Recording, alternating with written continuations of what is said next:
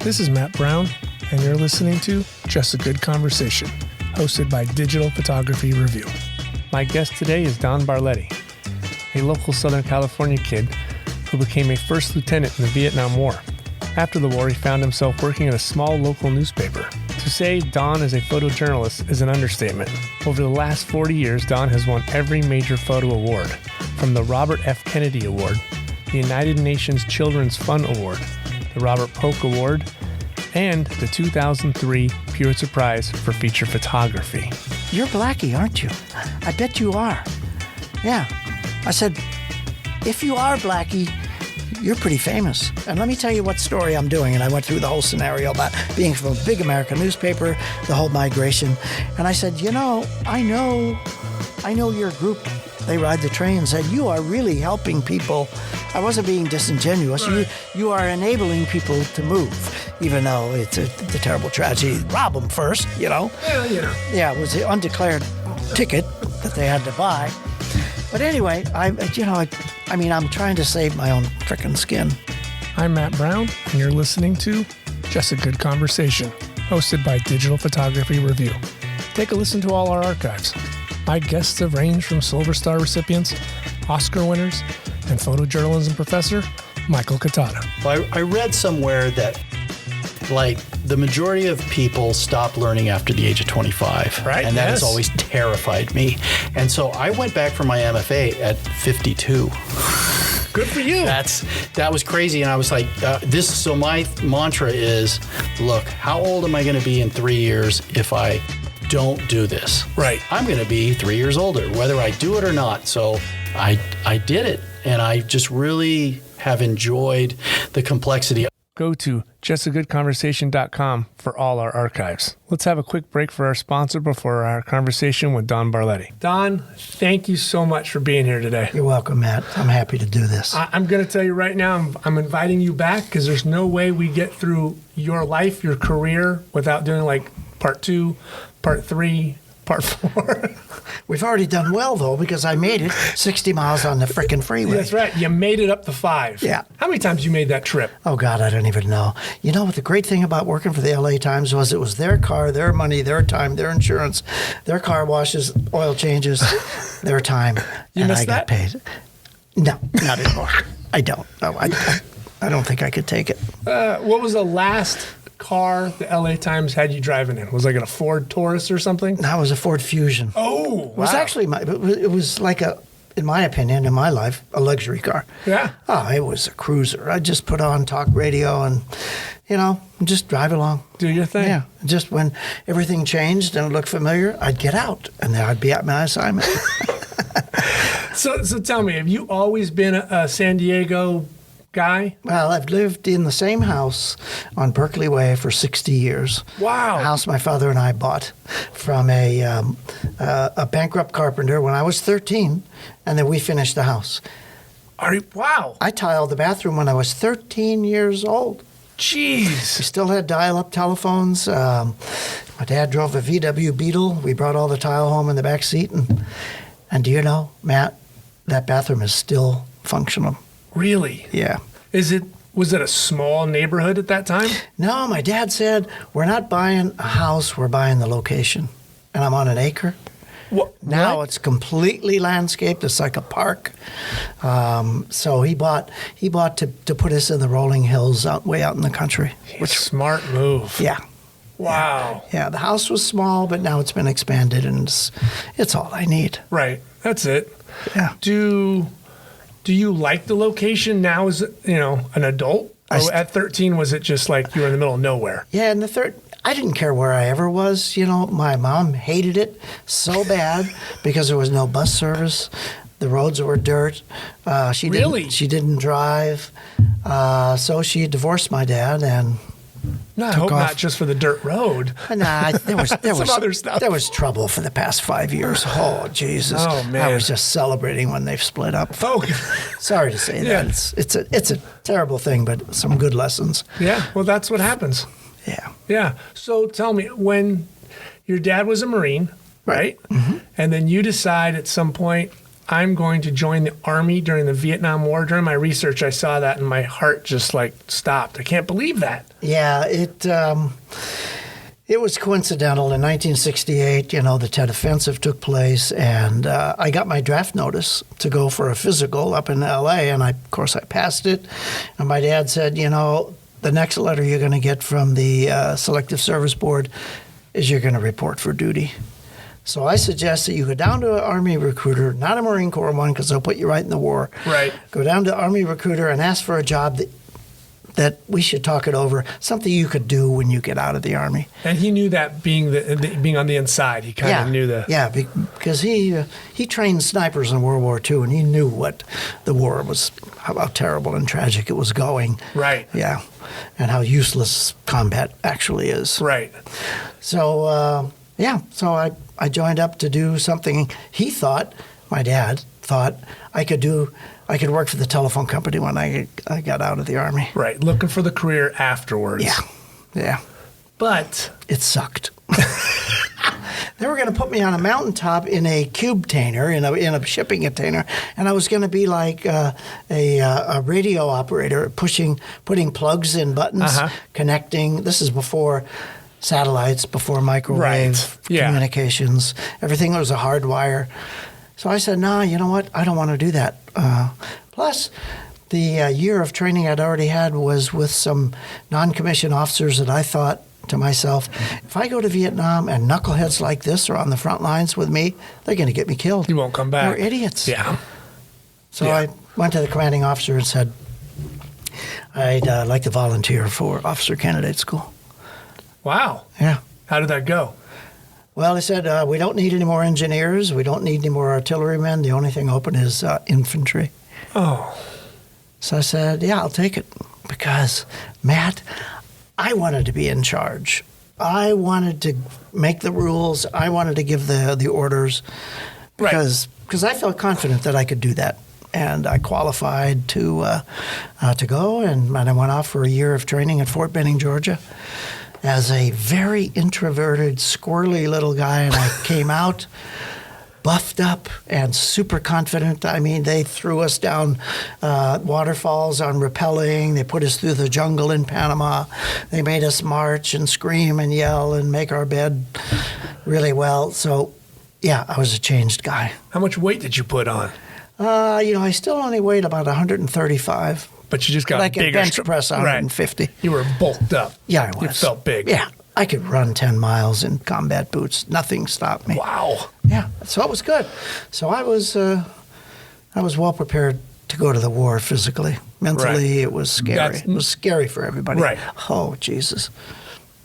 I can't believe a parent would let their son go to a war. Right. And we didn't realize what we do now, how phony it was, what a big shining lie that war was. Yeah. And now I'm so bitterly opposed to government interference in military operations that I can't tell you. I mean, my military friends have accused me of being, a communist. But I realize now the Vietnam War was all about money.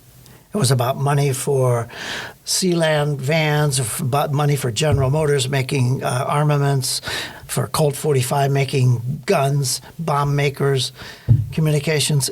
And all we had to do was blow it up, and they made millions. Right, make more. That's it. That's it. There was no objective. I didn't know what the fuck I was doing, and I was in First Lieutenant Infantry. That's amazing. There was enough dumbness in that war. I calculated that my company operated about 40% efficiency. 40%. Jesus. That's it. Everything else was waste. If a radio didn't work, we'd throw it in the Quan Tri River. If a truck didn't work, we'd tumble it into a bomb crater. And get another one. Fuck it. Yeah. Just like that. Oh. And I happened to be assigned to a trucking company where we hauled jet fuel and ammunition up to Khe Sanh, which was a plateau right on the North Vietnam border. And I'm telling you, the truck drivers were all draftees, and it was hard to get along with them. Yeah. Hard. It was hard to... Were they bitter? No, they were just unaware. Okay. Yeah, and happy to have a job, because they probably couldn't get a job outside the military. Right. So they were working and using cocaine and smoking dope and drinking, and we had the potheads and the juicers. So it's hard to fight a war when, 60% of it is personnel breakdown. Right. Yeah, that was the war where drugs really became a problem. Yeah, and racism was raging. Right. Oh, God, the blacks against the whites. It was a shame. It was embarrassing. Right. But somehow, during this hellish time, you find a camera. Yeah. Why and how? Well, the last class I ever took at Palomar Junior College in San Marcos was Photo 101. Took it during the summer as an elective. Okay. I wanted to be an artist of some sort. But photography just hit me like a big soft boot in the ass. I said, this is it. I can be subjective and objective, and I can actually physically do it. So when I got to Vietnam, I went right to the PX and I bought 2 Nikon cameras, a Nicormat and a Nikon FTN, 24 millimeter lens, and one with a 50 that it came with. Right. And then did you start taking photos there? Yeah, my job wasn't photography, right. But let me tell you, I used photography as an affirmation of life. Okay. Because the war was so unpredictable. Ambushes came right out of the blue. Sickness and fear were unexpected, unpredictable. So I took pictures of villagers and clouds and flowers and the mountains and the fog and the mist and the rivers on Kodachrome 25 slides, and I would send it off to Hawaii to the Kodak processing lab. Wow. But I had them send it back to my unit in Vietnam, to the base camp. So I would hold those up to the light and say, yeah, fuck, I'm not really in hell. I'm on Mother Earth. Right. Was it therapeutic for you? Yes, it was. It absolutely was. It made me realize that, okay, I can live. I've given myself a little bit of self-pride, because photography, like nothing else that I've ever known, gives you a sense of self-esteem. Right. Yeah. Because you're looking through the camera, you're deciding. Everything else doesn't matter. You make all the decisions. How were like a villager? How did they take to you taking photos? Yeah, it wasn't. There were certain cultural mores that I had to learn. For example, in the Citadel of Hue, that had long been blown to smithereens during the Tet Offensive. I got there 2 years later. There were families there, but you could not take a picture of 3 people in the same picture. Interesting. That was a mystery that I can't repeat what the reasoning is, but if there were, I remember I encountered a mother, father, and a child, and I said, oh, how beautiful. And, through my translator, my driver, explained, and they would not allow that. They wouldn't allow it. No way. They put the child to the side, and they say, okay, now you can take us 2, but not 3 people. Would you go out in your fatigues, or would you kind of be in like a dress, or just casual? No, there were no civilian clothes allowed. So you were always in fatigues taking these pictures? Yeah. And I didn't make a lot of it. I didn't do a lot of that because, I was mostly working. Right. I couldn't just stop my convoy on the side of the road. But I shot a few pictures of people, either waving or working in the rice paddies. Yeah, that's what I did. And that was enough. And then on our practice firing range, little kids would come up and pick up the brass bullet casings, and they would sell them or use them. And so they were funny. They were willing portrait subjects. That's probably the best therapeutic you can get. Oh, being there. Yeah, a release of some kind. It was that. Yeah, an escape from the horror. Did it feel like it keep you a little sane? Did it help you? Well, it had to. Yeah, because when we ran through a convoy, an ambush, I mean it was chaos. I wasn't taking pictures. Right. No. But when those photos came back from Hawaii, for you, was that opening up a little bit of like life? Like you got to see these beautiful colors? Yeah. Yeah, I would open up the little yellow carton. It had this little slip case, and then you'd open up the hinge top, and I'd hold them up to the light. And, I wouldn't just do it once. I would mark where I was and the date on every slide frame. Right. And on the box. I still have those. You still have those? Yeah. And Kodachrome 25 and 64 didn't fade. No. That stuff was bulletproof. It was beautiful well stuff. made. Yeah. Yeah. Your black and white stuff, if you didn't process it right now, bad fixer stuff doesn't make it 10 days. Yeah. So the war ends, you come home. What's your plan? Well, I wanted to apply for unemployment because I was legitimately unemployed. Right. But the Oceanside office of the unemployment agency said, well, every 2 weeks you have to come back with a list of 3 places where you applied for a job. Right. The old word you apply. So, well, I started at the bowling alley, and then I went to the paint warehouse, and then I went to the Vista Press because they were all next to each other. So I went to the Vista Press and introduced myself to the editor, and he said, yeah, well, you went to Palomar College, okay. Well, he called my old photo instructor, Justice Aaron. Really? Yeah, and then he called me a few days later, said, hey, Don, I hear you're a really good photographer. We could use somebody. Do you want to try out? You interested? And I was kind of interested, but not really, because my wife and I had made plans to go to Europe and spend a year just to decompress and be back together again. So I said, yeah, okay, what the hell, I'll give it a try. And I freaking loved it. So when you signed up or applied for that job, did you apply as photographer or any job they had open? No, photographer. Okay. Yeah, because my only training was that one class at Palomar, which I was, supremely qualified. Geez, think if you had taken maybe a whole year. God. And I had to start out, and they made me use 2 1/4 reflex cameras. Yeah. Well, okay. So I said to the editor, and his name escapes me, but I've got these 35 millimeter Nikons, a really good camera. No, too small. They won't get a good picture, won't reproduce well. So unbeknownst to him, I would use it sometimes. Right. And just bring him the prints, and he couldn't tell. No, he couldn't. He was probably old school. Yeah. Oh, right. Jesus. I think he started the paper. Right. Speed graphic days, gets into the 30, or 2 1/4, and then that 35 is a toy camera. Get that away from me. Yeah. So I could do fucking anything I wanted. And I started my own Sunday double truck called Point of View. Yeah, now I saw that. You just started that. I started, yeah. I said, I'm not getting enough pictures in the paper here. I'd have the front page, I'd have the sports page, the society page, every advertising. I mean, hundreds of pictures a week, but that wasn't enough. But that wasn't what you wanted. Yeah. All right, so there was a hunger already starting. I was addicted. And the only drug that would satisfy me was publication. More clicks, just shooting away. Were you the only photographer? Yeah. So they just abused you. Don, go here, Don, go there. After 3 years, I was there 3 years, I said, you know what?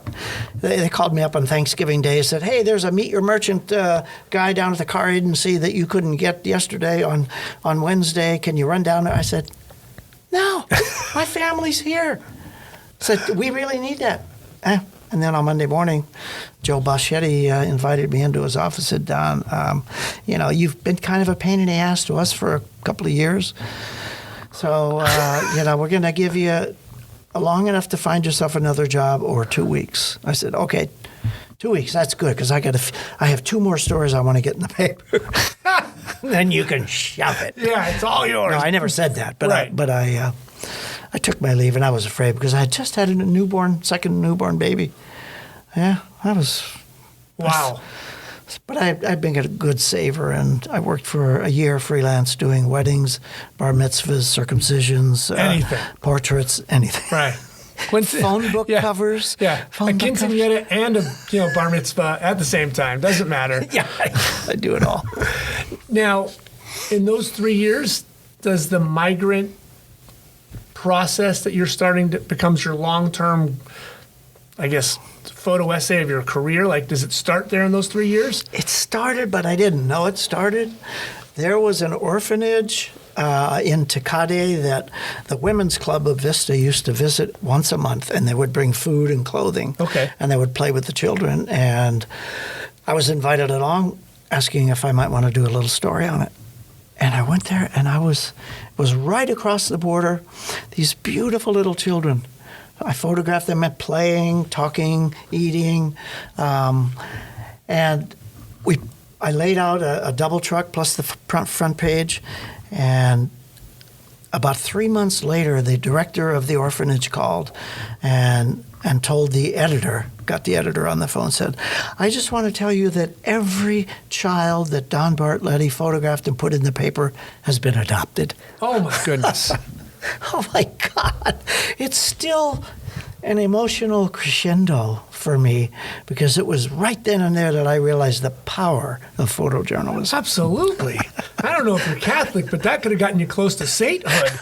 I mean, good Lord, how many children did you photograph? There was about 13.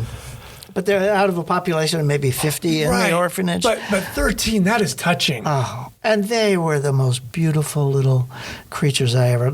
I'm in the dark room making these prints, and they're beautiful faces, jump roping or just looking cute. And these are all like 4 to 9-year-old kids. Right, little children. Yeah. In that 3-year period at Vista, did you see yourself growing and understanding composition, the understanding of black and white processing? Yeah, I did. It was all black and white. Color wasn't invented yet. No, not for that paper. So no. I saw only in tones and patterns. I didn't see in colors. Red was black, blue was dark gray, gray was gray. And but I did other stories about shit that I either loved or hated. And I hated large signs that were in downtown Vista. So I did a story on that. And they put up a 5-story building, and I titled it Beauty and the Beast. I started when I knew it was going to happen. I started when there was a foundation, and 5 pictures of the same perspective that blocked the whole view of the beautiful mountains in eastern Vista. Beauty and the Beast. Well, from the sign story, they passed an ordinance. Okay, now Vista is only going to have monument signs. They can't be a sign on a big high pole. They'll have to be no higher than 5 feet high. And from the Beauty and the Beast story, they passed an ordinance, no building over 35 feet. Wow. So I got people's attention. Yeah. Isn't that great? You're either getting orphanages, taken care of, or you're getting city policy changed. And this is the first 3 years of journalism. Yeah. It was. I couldn't stop. I mean, that must have been a pretty much a high for you. Yeah. To understand, like, your power behind that camera is unbelievable. Yeah. Most times I was just trying to take pretty pictures and get people's compliments, because Justice Aaron at Palomar College said, what you want to do, and it wasn't a journalism class, photojournalism. Just 101, it was right? just trying to learn how to get shit in focus. Right. He said, make pictures that people like. So, okay, beautiful things get people's attention. Beautiful children, even ugly signs. Right. Did you have an artist background, or where did your eye develop at all? Like, because that's such an amazing, like, from one class to just boom, make that jump, seeing things in Vietnam, now seeing things in Vista. I mean, that's a quick understanding of photography in 3 years. Well, I declared myself an art major at this junior college because I had nothing else in mind. My dad wanted me to be a dentist because he knew I was good with my hands and maybe I could get rich, unlike him. But anyway, art, I did sculpture, I did painting, watercolor, but nothing really hit. But I understood perspective and from art history, learning from the masters. But I was not out to copy any photographer's style. Okay. I just found my own eye. Were there other photographers in the area you would see, maybe banter with? No, there was. There was a guy at the Blade Tribune, the Oceanside newspaper, Bill Carmen. Oh, my God, we subscribed to that paper. And he was a huge inspiration. He must be 95 now, but he had a beautiful eye, and he would do gorgeous photos. I said, someday I'd like to do that. Right. He had his name under every photo, and it was just pictures that were informational and beautiful. I don't want to get too far off topic, but you and I all understand this is like, I think this is what's lost right now in journalism, where that little newspapers that used to be all over the country are getting swallowed up and disappearing every year. Right. There were great little photographers like that gentleman, yourself in Vista, who were starting out and would stay at that paper for 30, 40, 50 years. He was there his whole career. Right. And they were making unbelievable photos. Yeah. Doesn't matter if you were the one guy in Maui or someone in Jackson Hole, Wyoming, or Billings, Montana. Right. Those little tiny community papers. If there was a photographer that were worth his grain of salt, he could do whatever he wanted. And that you were in that time. And I did that. Yeah. Wow. Yeah. So you find a job. You leave this place. Where do you go? Leave the Vista Press. Vista. Yeah, well, I went freelance for a year, and then... Now, did you feel confident doing that? Well, I was incredibly motivated because I had a family with 2 children. Okay. But I was so desperate. This sounds irresponsible. I didn't have enough money to buy auto or medical insurance. So I went for a year without it. Right. Yeah, but I was really careful. Yeah. So... like millions of people that still do that now. I know. Right? I mean... I know. That's... Right. Yeah, I can't justify it now, except to say it makes a great story, huh? Yeah. Yeah. But I was no hero. Thank God nothing happened. Right. Thank God nothing happened. So anyway, then a rumor was circulating that the one of 2 photographers at the Blade Tribune besides Bill Carmen, in fact, Bill called me and he said, our other photographer got a drunk driving ticket. I've seen your work at the Vista Press. Do you want to come over and see if you want a job here? I said, yeah, sure. Sure. It was great.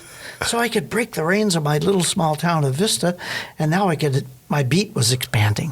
Right. I could go to the ocean. I could go as far south as Del Mar, as far north as Camp Pendleton. That was great. Wow, that's expansion for you. Yeah. And you got a partner. Yeah, we got along great. You know, my hero, my mentor, was now my chief photographer. That's fantastic. Did migration at all peak up during that year you were there, or? No, it actually had not begun yet. Okay. No. So that was, let's see, 1978, right? Yeah. Yeah. Okay. The Blade Tribune. Yeah, so you were there for a year. Yeah. And then you go and you head to this adolescent newspaper, the Tribune. Yeah. Yeah, I got a call from a guy named Charlie Sick. They called him Seasick, I learned later. Charlie Sick. Yeah, he was the director of photography. He had already been there 40 years. 40 years? When he called me, he said, Don, we got an opening here. Larry Armstrong is leaving to go to the LA Times. You wanna try out? Bring me a portfolio. Yeah. So, and I had already generated a really great portfolio with all these tear sheets, they called them. That's, the whole printed newsprint sheet. And I had a whole bunch of prints that I made in my darkroom. Right. Yeah, and that's the advantage, though, of being the guy in a little paper like that. You have a chance of covering everything. Yeah. From the football game to a mayor to a car accident. There's no excuse not to have an image. Yeah. You've got it all. But this was the order of things in those years. Now, newspapers go to universities that have top-notch photojournalism programs. Right. And everything is based on that portfolio, their internships, and their freelance work, and their website. In the old days, you just kind of moved up the ladder. Mm-hmm. Like baseball, minor leagues. Yeah. Some good friends of mine took my job at the Vista Press. When I left the Blade Tribune, another good friend took that one, and then on to the So now you're like at AAA. Yeah. You're sitting at AAA right now at the Tribune. Yeah. And I was so happy. I thought, I'm going to be making so much money, I'll be able to move to La Jolla and be really close to where the office is. Where was the office at the time? It was down in an area called Mission Valley, which is Highway 8 and Highway 5, more or less. So that's a good drive for you then. Yeah, it was 40 miles. Okay. So I was just beginning my second career, and that's commuting. Lord, did I not know what I was in for. Yeah, But it didn't matter because, I told you how Oceanside expanded my beat. Wow. Now I had the whole county. I had from the Mexican border to Orange County, all the way to the desert. And you got mountains, desert, and the glorious sea. Ocean. Right. And I exploited it. I was inevitably late for work 2 or 3 times a morning because I saw stuff that I loved. And I'd shoot what we called enterprise art or wild art. Mm-hmm. It became front page pictures all the time. And then after work, I'd get distracted and I'd be late getting home. I couldn't stop. Matt, I tell you, it was a glorious addiction. You were just a hummingbird in a garden, just going everywhere. And the old fuckers at the paper, they hated me. Oh yeah, God. that's typical. Because I was like overshadowing them. Right. Slow down. Don't shoot everything. Yeah. You were just this young punk running around being crazy. And ironically, I didn't experience it exactly that way, but I recognized it when I came time for me to retire from the paper, and then the new eyes were coming. Mm-hmm. I wasn't jealous in any way, but I recognized their enthusiasm You saw and their it. zeal and their new way of seeing. Yeah, of course. It always evolves like that. Yeah, it does. So that time of the Tribune, now, what's that period like for 7 years? Well, I was actually covering the border. That was my first introduction to the U.S.-Mexico border. There was a new border organization called the Border Area Enforcement to try to cut down on murders, rapes, robberies, and assaults on migrants. Right, because this is late 70s, Yeah. and it's crazy down there. Crazy nuts. And this was the San Diego Police Department was trying to somehow come up with a plan to stop the murders and the violence on the U.S. side of the border. Just Right. 10 feet inside the fence is California. Right. And San Diego was responsible for that. But ironically, simultaneously, the Mexican government formed a group called Grupo Beta, which was also a companion, ununiformed, undercover organization trying to protect the migrants from the gangsters in Okay. Tijuana. So that became huge news.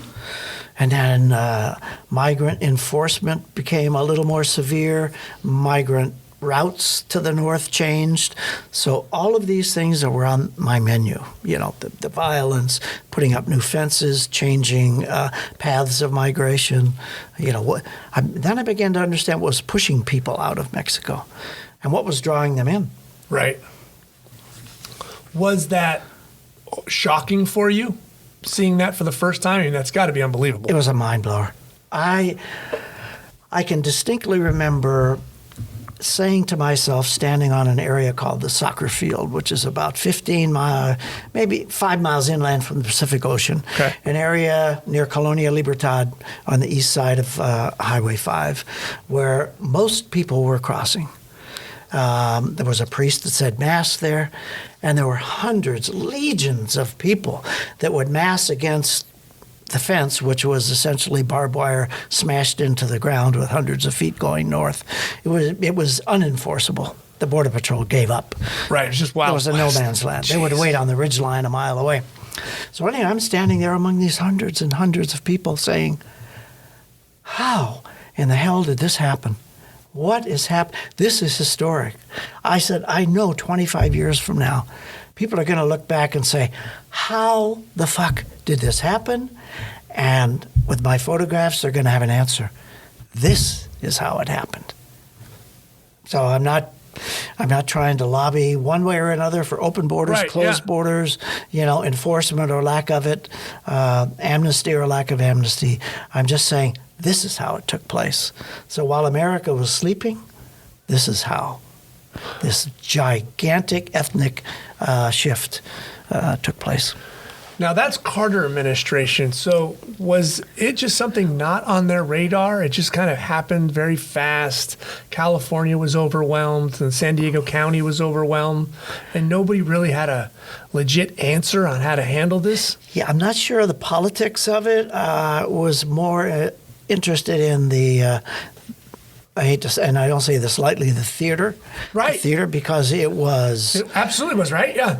every day I would stand somewhere and I would observe and I would wonder, wow, you couldn't make this up. This is epic in nature because there were so many people motivated going north through the river, climbing the fences up against the levee, going through the chaparral, helicopters, border patrolmen racing their Broncos.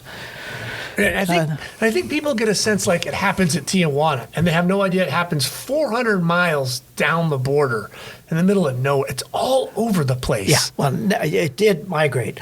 But I tell you, during the period of, the early 90s up to the early 2000s, San Diego was the portal through which more undocumented immigrants passed than across any political boundary on Earth. Right. The Border Patrol statistics revealed that there were as many as 1 million people that had crossed based on apprehensions and guesstimations between the Pacific Ocean and Otay Mountain. Jesus. That's about a 15-mile period. Millions a year. Just doing whatever they can. Now, some of those were caught, deported, Right. and they would come back the same day. Sure. Yeah. Yeah, I mean, I grew up in La Habra, and I had friends who, in the barrio where their family members were getting caught 3 or 4 times and would just try to come again, miss, get caught, do it again. It was just back and forth, just a game. Yeah. Constantly to get here. It was.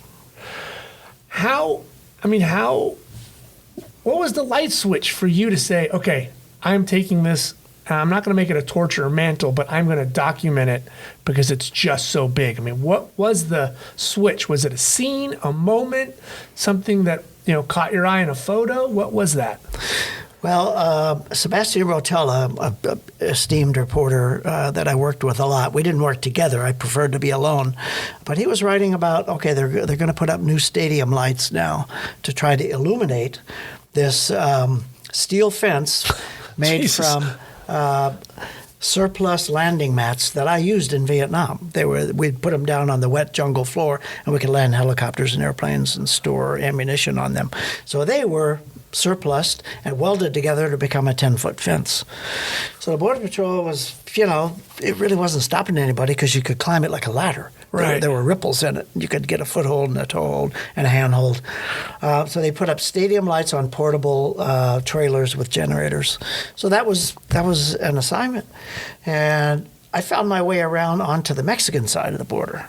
And I found thousands of people massed in the Tijuana River levee. And when certain signals were given by coyotes who were at the top of the fence, it would be a whistle or a bang on the fence, and it would thunder like steel. And people would, like lemmings, they would climb up the fence. And I say this with no disrespect, but there were like ants crawling up the top and then leaping down the other side, leaping down. I said, this is... What's going on? I mean, there's more to this. That is so amazing.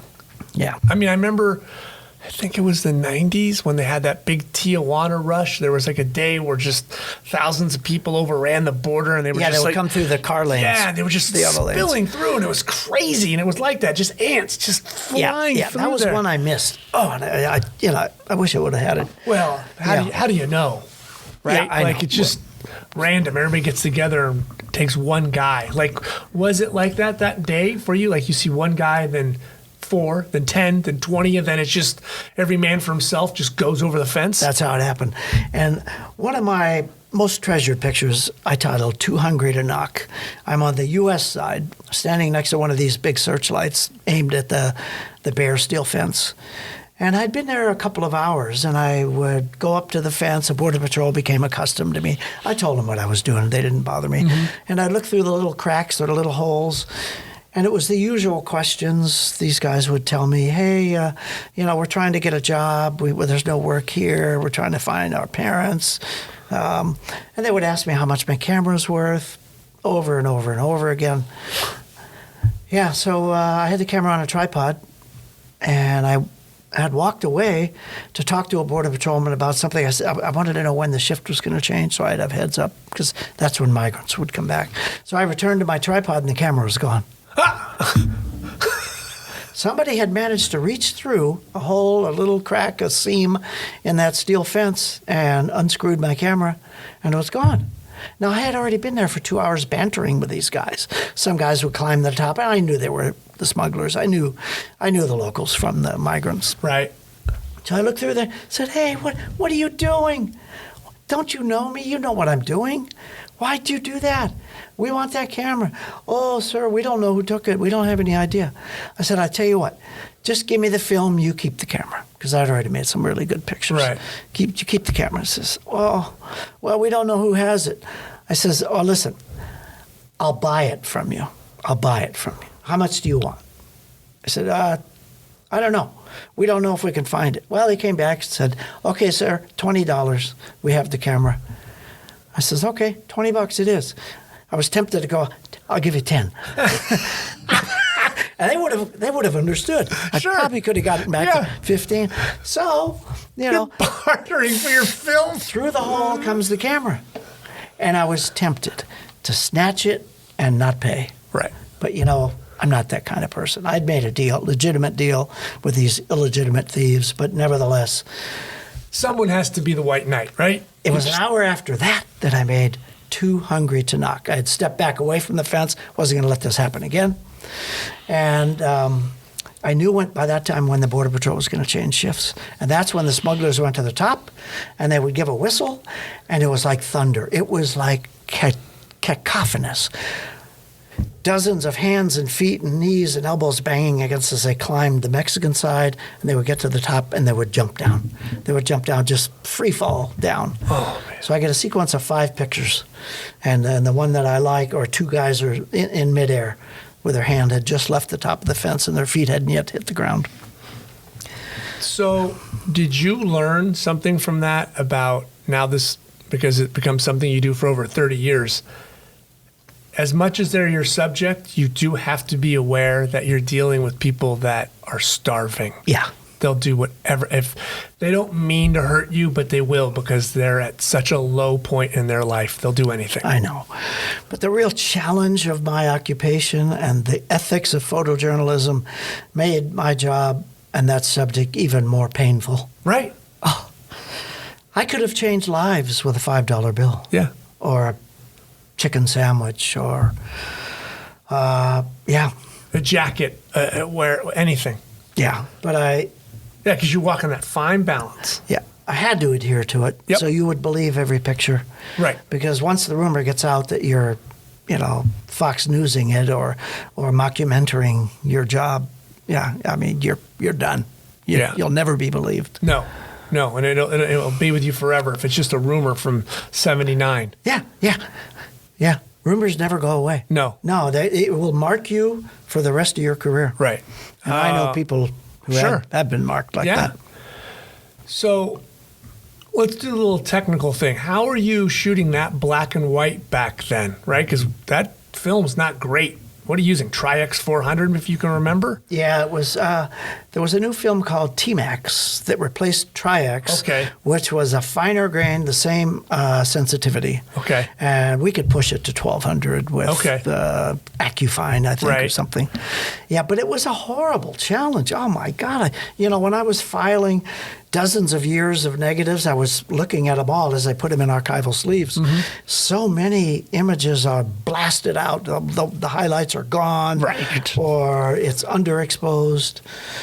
Because, it's only that little manual camera. And, later on it became aperture priority option, but I never used it. Right. So, and the film got better and digital got better. The lenses got better. That helps you. But then... Yeah. I don't think, and we could sound like 2 old guys saying, how it was back then, but it was crazy. Those images anybody made back then, you look back at them now and go, well, it wasn't sharp. No, that was tack sharp for 1979. That camera, that lens, that exposure, that's all I had, right? I've got to deal with the chemistry and the film and their limitations. My career evolved as I aged. As technology improved, I became less acute visually because I couldn't focus as well, but now we have autofocus. Right. Back then, the beauty of youth, the glory, the gift of youth, my eyes were perfect. I didn't need glasses. I could focus a wide-angle lens at midnight in a black hole, and I could find it. You were an owl. I could find it. Yeah. I even knew how far to turn the lens. You just because knew. How far I was. It was intuitive. It became, my camera was as familiar as all the parts of my wife. Right. I knew where all the good things were, even in the middle of the dark. Right. But it's very true. I think it's lost on a lot of people on how that was a skill to know that camera. Yeah. And it had to be understood. It had to be mastered because there was very, very little automation. So now, now that I have to wear glasses and I can't see anything closer than like 5 feet away, it's a miracle. And wide-angle lenses on digital cameras are almost fucking impossible to manual focus. Right. Oh, jeez. We went through a period there of all these digital lenses would back focus. Do you remember that? Yes. You would look like it was in focus, but it wasn't. Right. Yeah. Well, now that's all been figured out, and it's a miracle. Well, one of the things I think we forget is how good the viewfinder was back then. Right? It was clean, clear glass. We didn't have all these lights and red dots and illuminating. Know. God, all that crap that's inside that viewfinder now. Right. The early digital ones, it was like looking through like Vaseline, like looking at Barbara Walters. It was god awful. And then there was just one dot in the middle and it was too bright. I mean, it was weird how it went from being able to see it dark and then how digital, you couldn't see a damn thing. Right. Now it's so much better, but there was a period of time where it's just brutal. Boy, the old Nikon FTN, the old Nikon F2, F3, 4, 5. You'd look through there and all you would see was a little needle out in the upper right. That's it. That went up and down. That was it. You didn't know the shutter speed was outside the camera. So you could concentrate on that cinematic, beautiful thing that you were trying to compose. Right, corner to corner, you saw it all. Yeah. It was beautiful. So you really undertook then, this became something you were going to stick with, this migrant moment in time. It was your beat and you were going to make it something. I felt it was important, even though it wasn't the only thing I did. Sure. I mean, there are so many things on the menu of a newspaper, weather, sports, entertainment, so forth and so on. But, in spite of the horror of wars and civic disturbances, murders, political failings and successes, they're only temporary. There's one story that is forever, and that's migration for survival. Right. It will never go away. Never. Ever. All over the world, someone's always moving to get somewhere else. All over the world. So I wanted to be able to document enough of that so people would know how it happened. Right.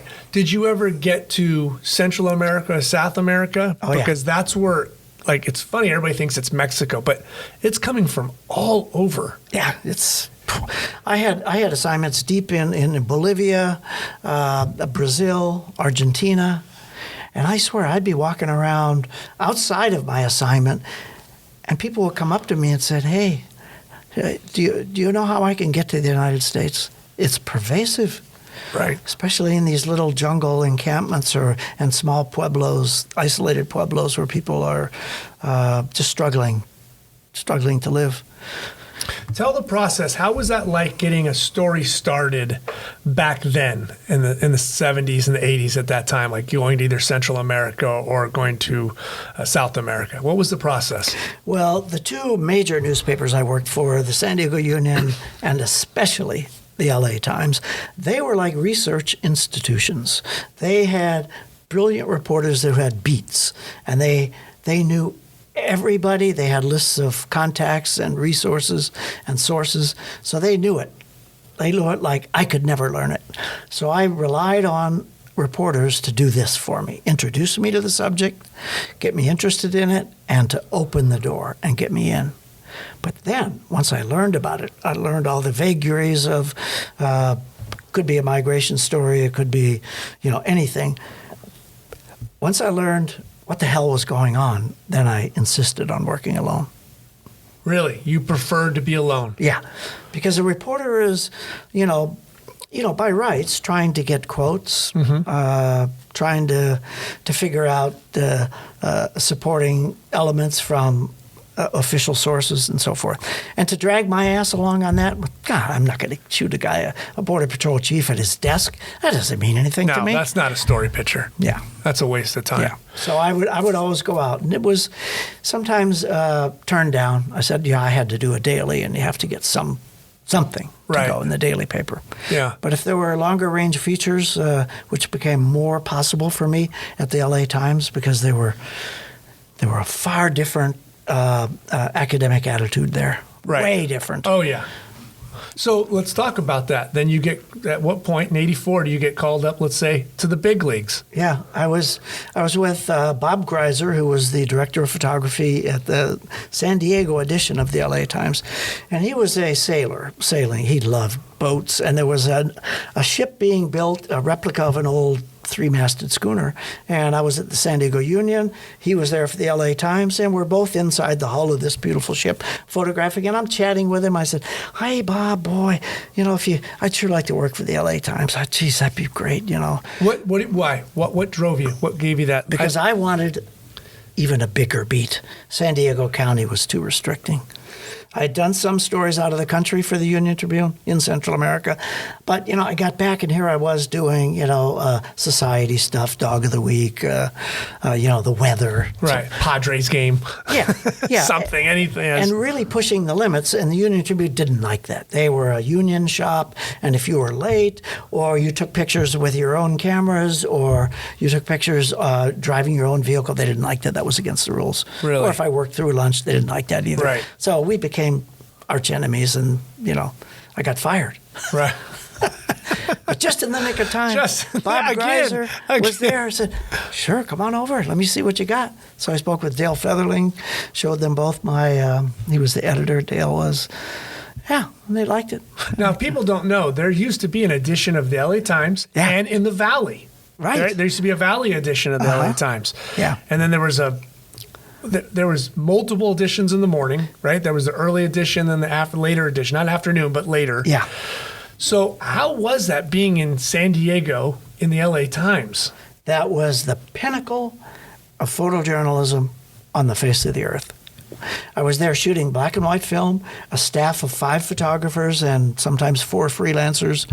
Every idea I had, Bob Greiser was, do it. I'd go out and explain it to the editor, shake his hand. They'd ask me, how much do you think it'd cost? How much time do you need? And they would fund it. Most things were local, and the border was local. Right. We owned the border. Right. Oh my God, and Pat McDonald, a reporter, and I, we ended up being like, Mutt and Jeff together. We had that border nailed. We had so many sources that a laundry list developed of stories that we had to do. We just had to do. And pretty soon, another photographer on our San Diego staff started getting really pissy and jealous. That, hey, this guy came here. That used to be my beat. Blah, blah, blah, blah. Well, Bob said, well, you don't speak Spanish, and you're not coming up with any ideas, blah, blah, blah, blah, blah. Was the border a sexy beat? No, not sexy. It was important. It was newsworthy. Well, that's what I mean. It had some gravitas to it. Yeah. Yeah, and it was ugly and difficult to do and I swear I was in Tijuana probably once or twice a week, and that's a hard scrabble town. Yes. To get through, and it's not as dangerous, I don't think, as it is now. But in the 80s, you were. Yeah, it was a different kind of danger, and the danger there then was the local police. Mm-hmm. Yeah, not the gangs. It was the police. Right. Yeah. Wow. So who was on staff with you back then? There was Bob Greiser, Vince Campanone, Barbara Martin, Dave Gatley, and me. 5 of us. Yeah. You guys just had a hell of a good time. We were kicking the Union Tribune's ass every day. Did you take that little chip on your shoulder a little bit there? No, I really did. Yeah. I'll show you, son of a bitches. And actually, this made journalism in San Diego soar to incredible legitimacy. Really? Because we were sort of competing with one another. Right. Sometimes we'd find ourselves on the same assignment, same news or heavy feature thing. Mm-hmm. And we'd always try to outdo each other with respect and with competitiveness, decorum. Sure. So I think LA Times misses that right now. Doesn't have that LA Daily News or that register to go head to head with them and keep them. I think newspapers need that. They absolutely, they do. Yeah. It keeps them competitive. It's tragic the way things have devolved. Right. Yeah. So that's unbelievable that, I'm not saying you were the reason why, but you got into a place that made 2 newspapers charge and go head to head. Oh, like I said, my newspaper career has evolved like a dream, like a script out of a movie, perfectly. Right. Both technologically, philosophically, resource-wise. And then when it started all going to hell, I was ready to retire. You knew when to pull the ejection cord. I'd already taken every picture that could possibly be taken. I didn't need to keep going. What else is there? People are just copying me now. Yeah. They're just doing what I did. Yeah, right. In black and white. Dark. So at that point, what are you thinking now, your first year or 2 at the Times? Are you just thinking, I could do whatever the F I want?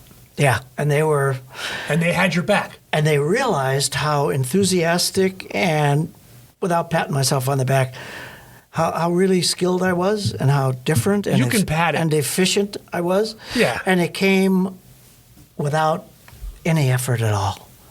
It just came. It just came like a gift from somewhere.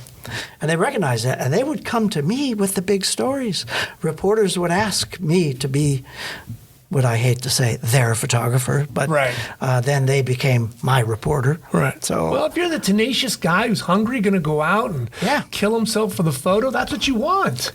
so besides, the daily or the weekly short-term project, there was this incredible thing that started happening right outside my door in Vista, in Oceanside, in Carlsbad, in Del Mar, and migrant camps started being established, and these started happening when the peso was devalued in Right. Mexico in the late 80s, early 90s. Thousands of men and young teenagers came north searching for work in the flower fields, tomato Sure. fields, so forth, and that nobody could afford rent. You couldn't afford to rent No, a house in not a upper middle chance. class San Diego. So these embryonic barrios were established in the valleys when there still was space in between suburbia. Mm-hmm. And in the chaparral, deep in these canyons, they would build little shacks, cantons. And I got a line on a story from the fire department in Encinitas complaining that there was a restaurant there where they had a fire and they were cooking chicken, and it was in the chaparral. I mean, how dangerous could that my have goodness. been? Could have lit the whole community on fire. So I went there to do a story, and Doña Lupe had a little restaurant set up called Restaurante Los Pollos, or the chicken restaurant. And Los Pollos was a derogatory phrase that the Border Patrol used for migrants. They called them chickens. Chickens. Because they're always running. Yeah, but she had a little hand-painted sign and a little picnic table made out of scrap wood. And every day she'd go to the Vons with her bicycle and buy meat and beans and cook damn good meals. And I'm going, can you believe that? But it was even better than that because there were camps all over North San Diego County. They were in McGonigle Canyon and Del Mar, 5 miles inland from $1 million, $2 million homes, sometimes down in the valley below these mansions. Right.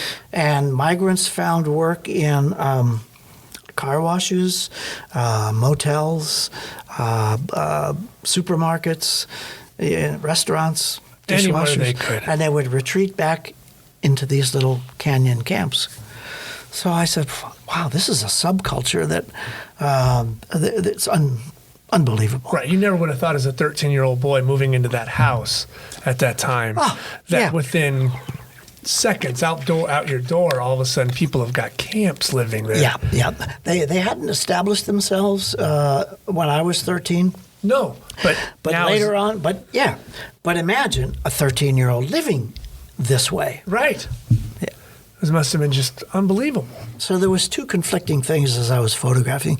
The unseemly cruelty of living without electricity, without toilets, without sanitation or running water, and surviving nevertheless.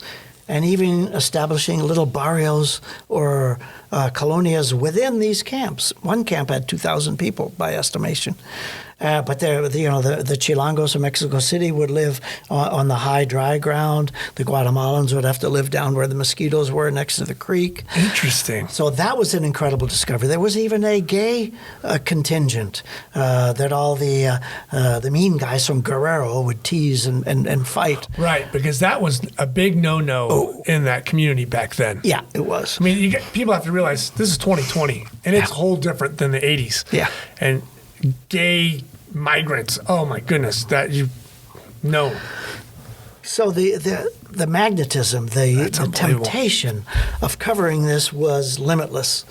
Not only was it this surprising infrastructure that was managed by the people who lived there without anybody in charge, but they managed. They managed to have soccer games. They managed to have quinceañeras. They managed to have swap meets. Still having a life. Yeah, but there was another part of it, and that was the vitriolic hate of the surrounding community. Right.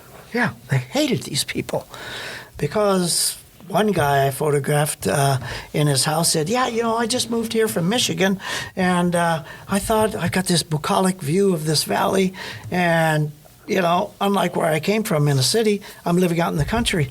But now I realize I'm really not alone here. He said because every night he'd see little wisps of smoke coming from up To the canyon. out of the canyon. Yeah. And then he became, he would call the Border Patrol. Right. So that was the dichotomy that it was making itself known to me, and through the glory of journalism, I could make that known to everybody who didn't know about it. Right. Sometimes it was made known to people in the community who really, really hated it, and they would use my photos as evidence. Sure. Yeah, this is not migration. This is an invasion.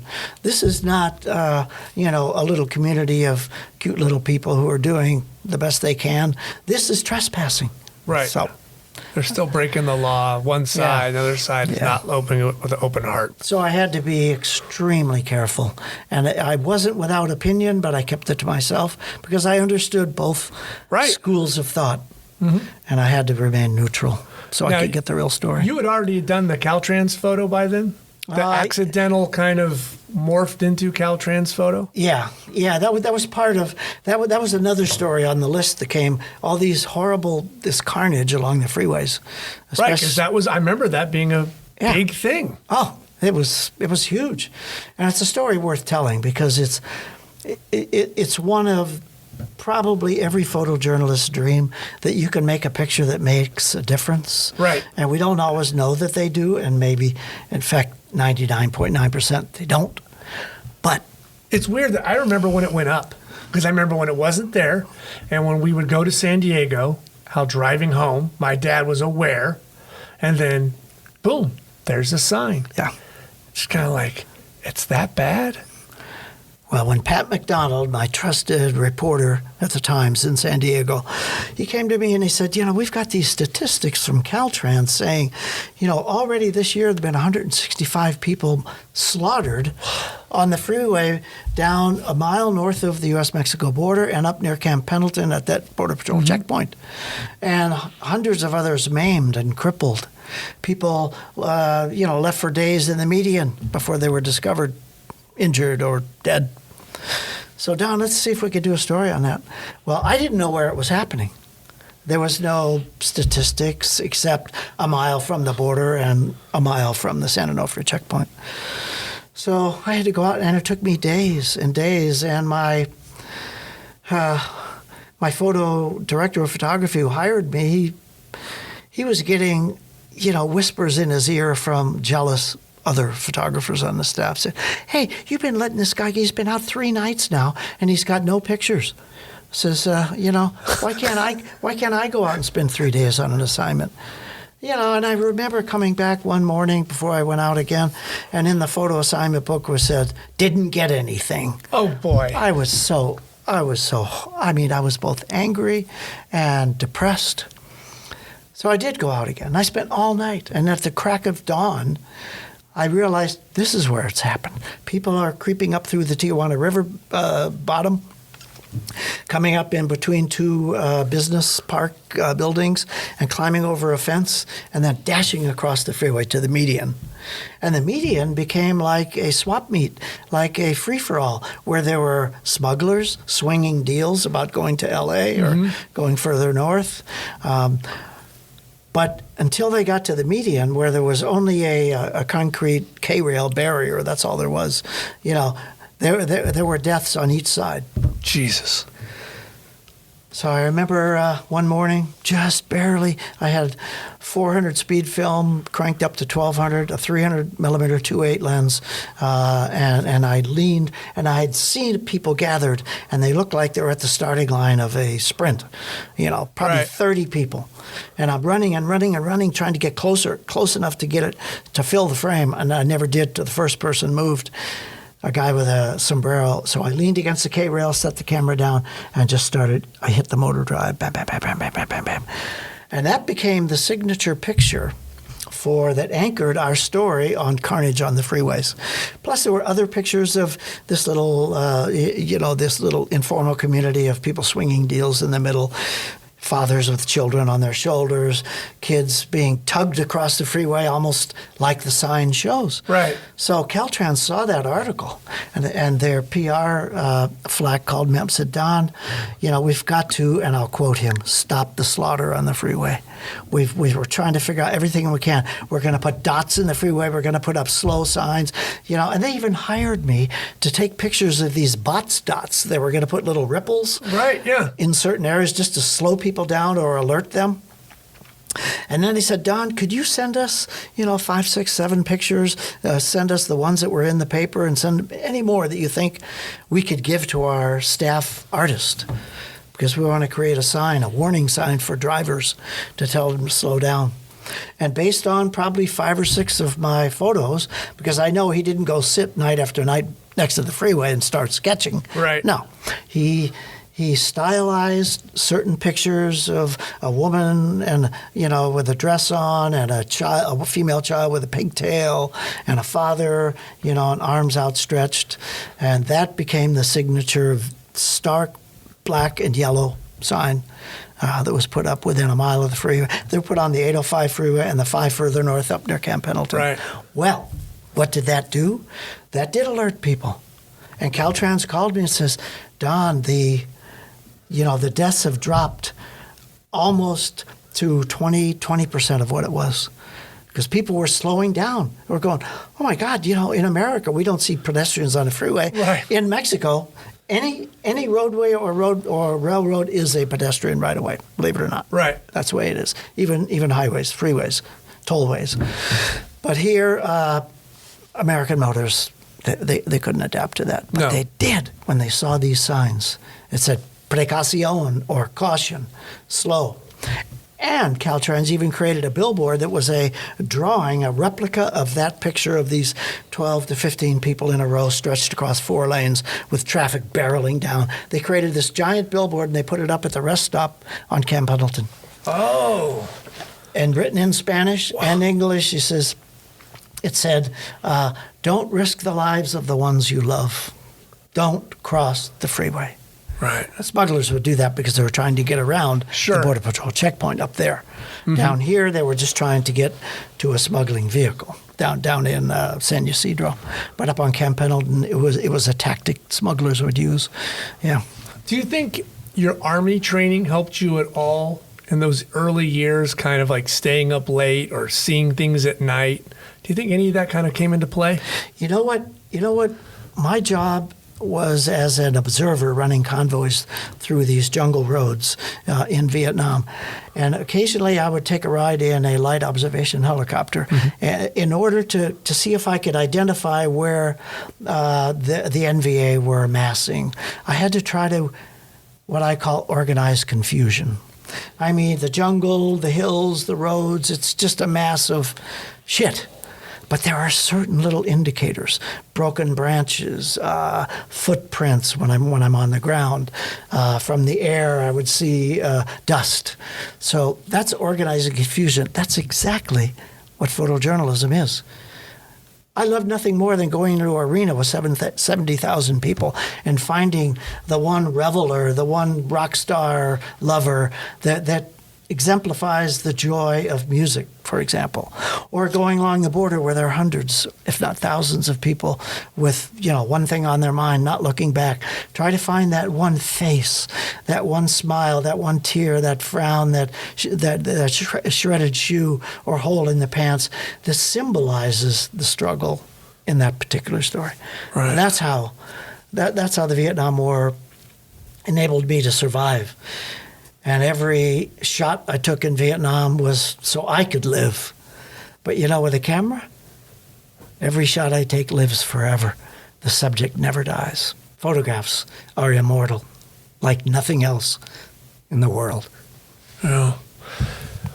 It's because when doing my research and I'm watching, your progression, it's unbelievable where you put yourself, whether it was in foreign countries, right? You're a lone soldier in South America and named the country Central America, which was an absolute war zone between Nicaragua and El Salvador. I mean, those times. you really had to have some training. You couldn't have been, and I mean this not against anybody, but you couldn't have been a 26-year-old woman, going to El Salvador and trying to be a journalist and not thinking it's going to be a rough time for you.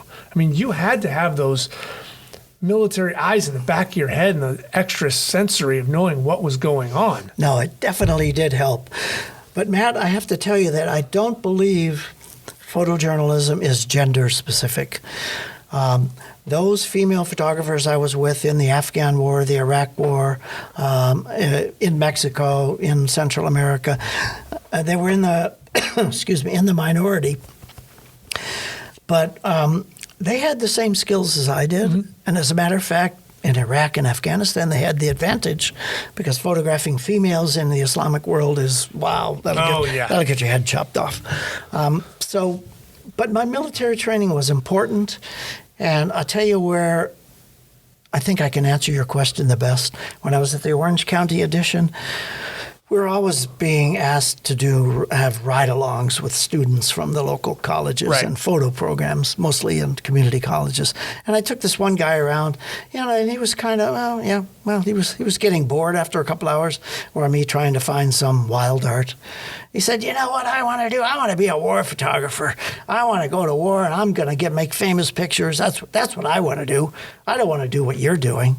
I says, what? What are you talking about? And I wrote back to the photo advisor in that school. I said, don't ever send anybody like this again. I'm sorry. It doesn't work that way. If you can't get excited about a ladies' aid society or, water running in a creek or lightning in the sky, you can't get excited about a war. You can't find it because it's not in your soul. It's not in your heart. You don't go out. Yeah, inspiration from a fantastic photograph is very deceptive, and it's important to inspire youngsters. But you look at a picture and you say, yeah, I could have walked up to that fence and watched those people jumping over. That piece of cake, I can do that. Or, I can go into Iraq and in bed with the Marines, and that'd be totally fine. No, it's far deeper than that. Most people don't know the value of a photograph. I'm not putting a monetary value on it, but if I was a freelancer, how long it took to get the guts, to get the knowledge, to get the equipment, to get the resources, to find the contacts, to understand what's going on, how long that takes. I mean, there's value in that. Oh, yeah. And it shows in the masters that I admired. James Noctway, Gilles Perez. Right. So you can't just, jump in with all guns blazing. It's not going to work. No. As a matter of fact, some photo agencies have stopped hiring freelancers who want to go to the post-Afghan war, the post-Iraq war, because they were getting slaughtered. They were getting killed. They didn't know what the hell they were doing. Right. So that was my point. Do you think the military training obviously helped you a little bit, gave you a little bit of a second idea of you don't go run into the dark building to make a picture every time. No. It was you got robbed at a fence, for God's sake. Yeah, I did. Right? I mean, can you imagine? I mean, you've seen those stories. You were there in El Salvador. I mean, you wrong place, wrong time. You get butchered with everybody. Right. Yep. Gangs, war, they don't care who you are. No, they don't. Yep. Oh, he's got a camera? We don't shoot. No, that's not how it works. No. Slaughter. All right, so let's say by the 80s, are you feeling now like you have a full command of this craft? Are you feeling like there's nothing that can not be thrown at me I don't understand? You feel like you're a full-fledged Don at this point?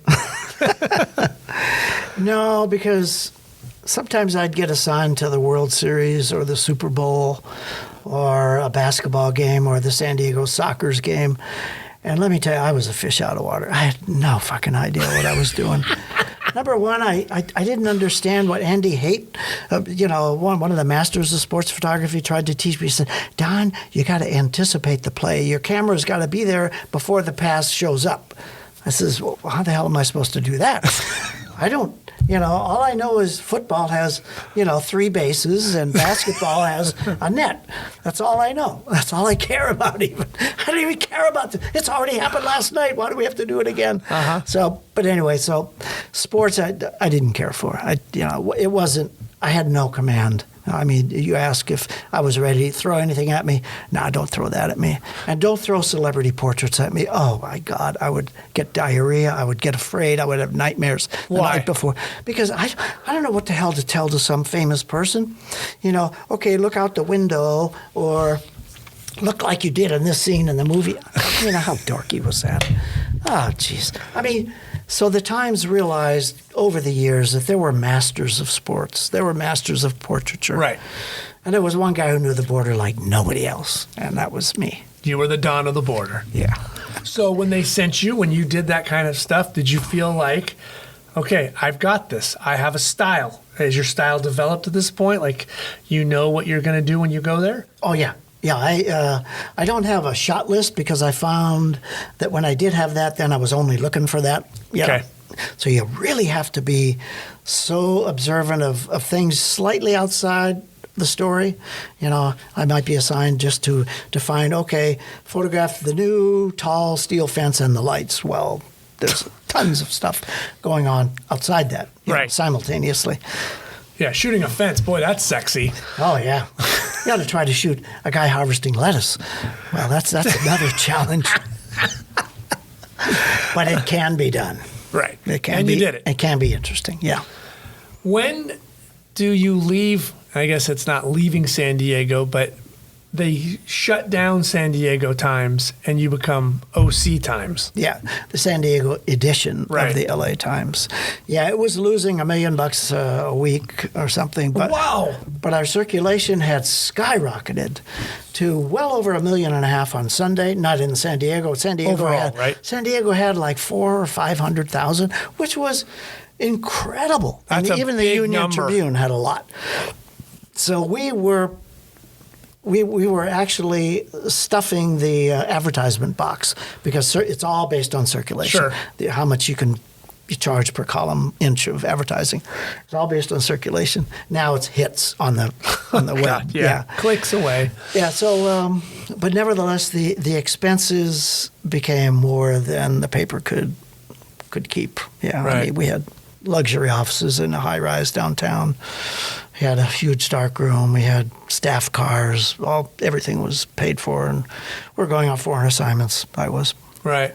So then that dissolved. We had a great party at the Belly Up Tavern, and then we were given a choice. Okay, you can either go to the Valley, which was way too far for me. I don't want to go there. No. I mean, Or good you Lord. could go to Orange County, and they were going to keep one photographer in San Diego, and I was nonplussed that it wasn't me. But I didn't play politics very well, so I wasn't chosen for that. So I was ripped away from the border, and I was made to drive 60 miles every day. So into Costa Mesa. yeah, and even worse than that, I had to shoot color film. That's what I was going to say. First time in my life. This is the first time now. First time on a daily basis, I had to shoot color film. How'd that go? Well, it's I took advantage of it. What year is this? Capitalized on it. Boy, I know. I think it was 93, 94. Is it 93, 94? No, maybe later than that. I'm so bad at names and it's numbers. Okay. Yeah. But I'm just asking technologically. So you guys are shooting neg or Still shooting negatives. Okay. Yeah, color negative film. All right. So at least they didn't throw the wolves at you and say slide film. Good luck, kiddo. No. Right. So and then afterwards, there But about did a that year. feel exciting though? Having color now? Your greens are green. They're not gray. And I made goddamn sure it was exciting. Yeah. Oh God, yes. Yeah. Suddenly, I was seeing like blue. Most people see,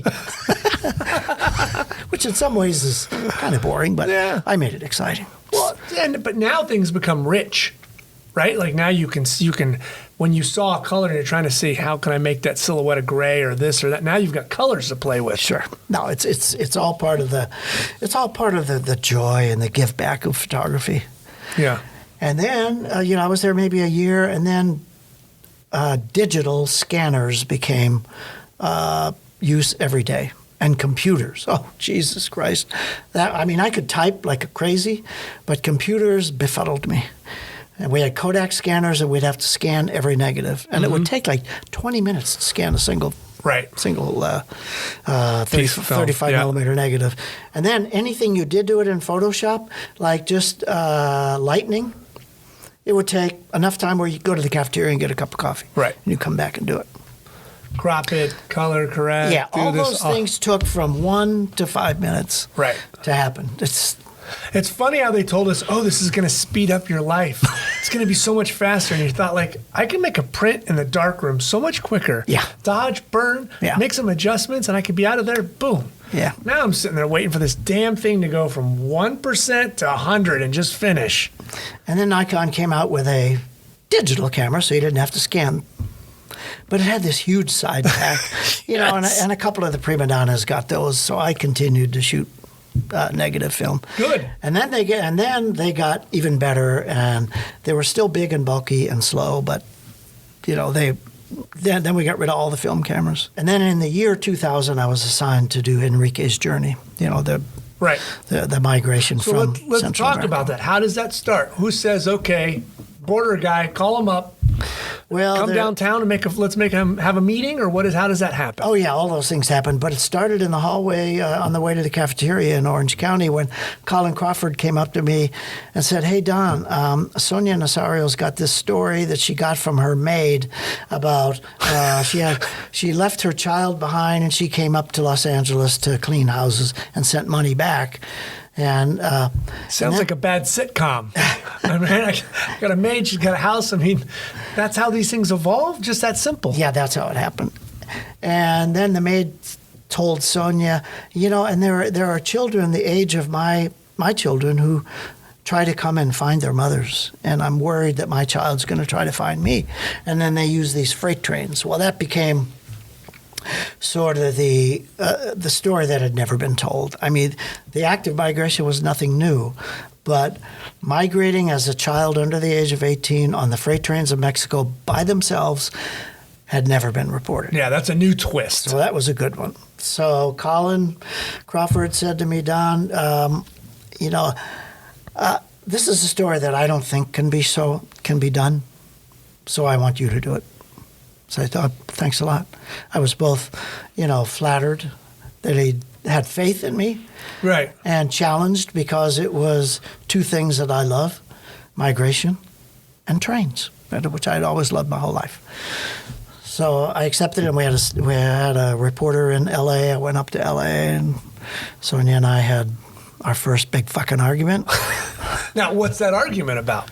She said, now, Don, you know, I did a story about a year ago with another photographer and on addiction, and he was always in my picture. He was always in the way. He was always trying to talk to the subject. You know, when I'm out there, when we're in Mexico and I'm interviewing somebody, I want you to shut your mouth and sit down and don't take pictures. He says, well, yeah, okay. I mean, what am I going to do? Right. Say, hey, screw you. Right, go to hell. Taking it off, it off. Yeah.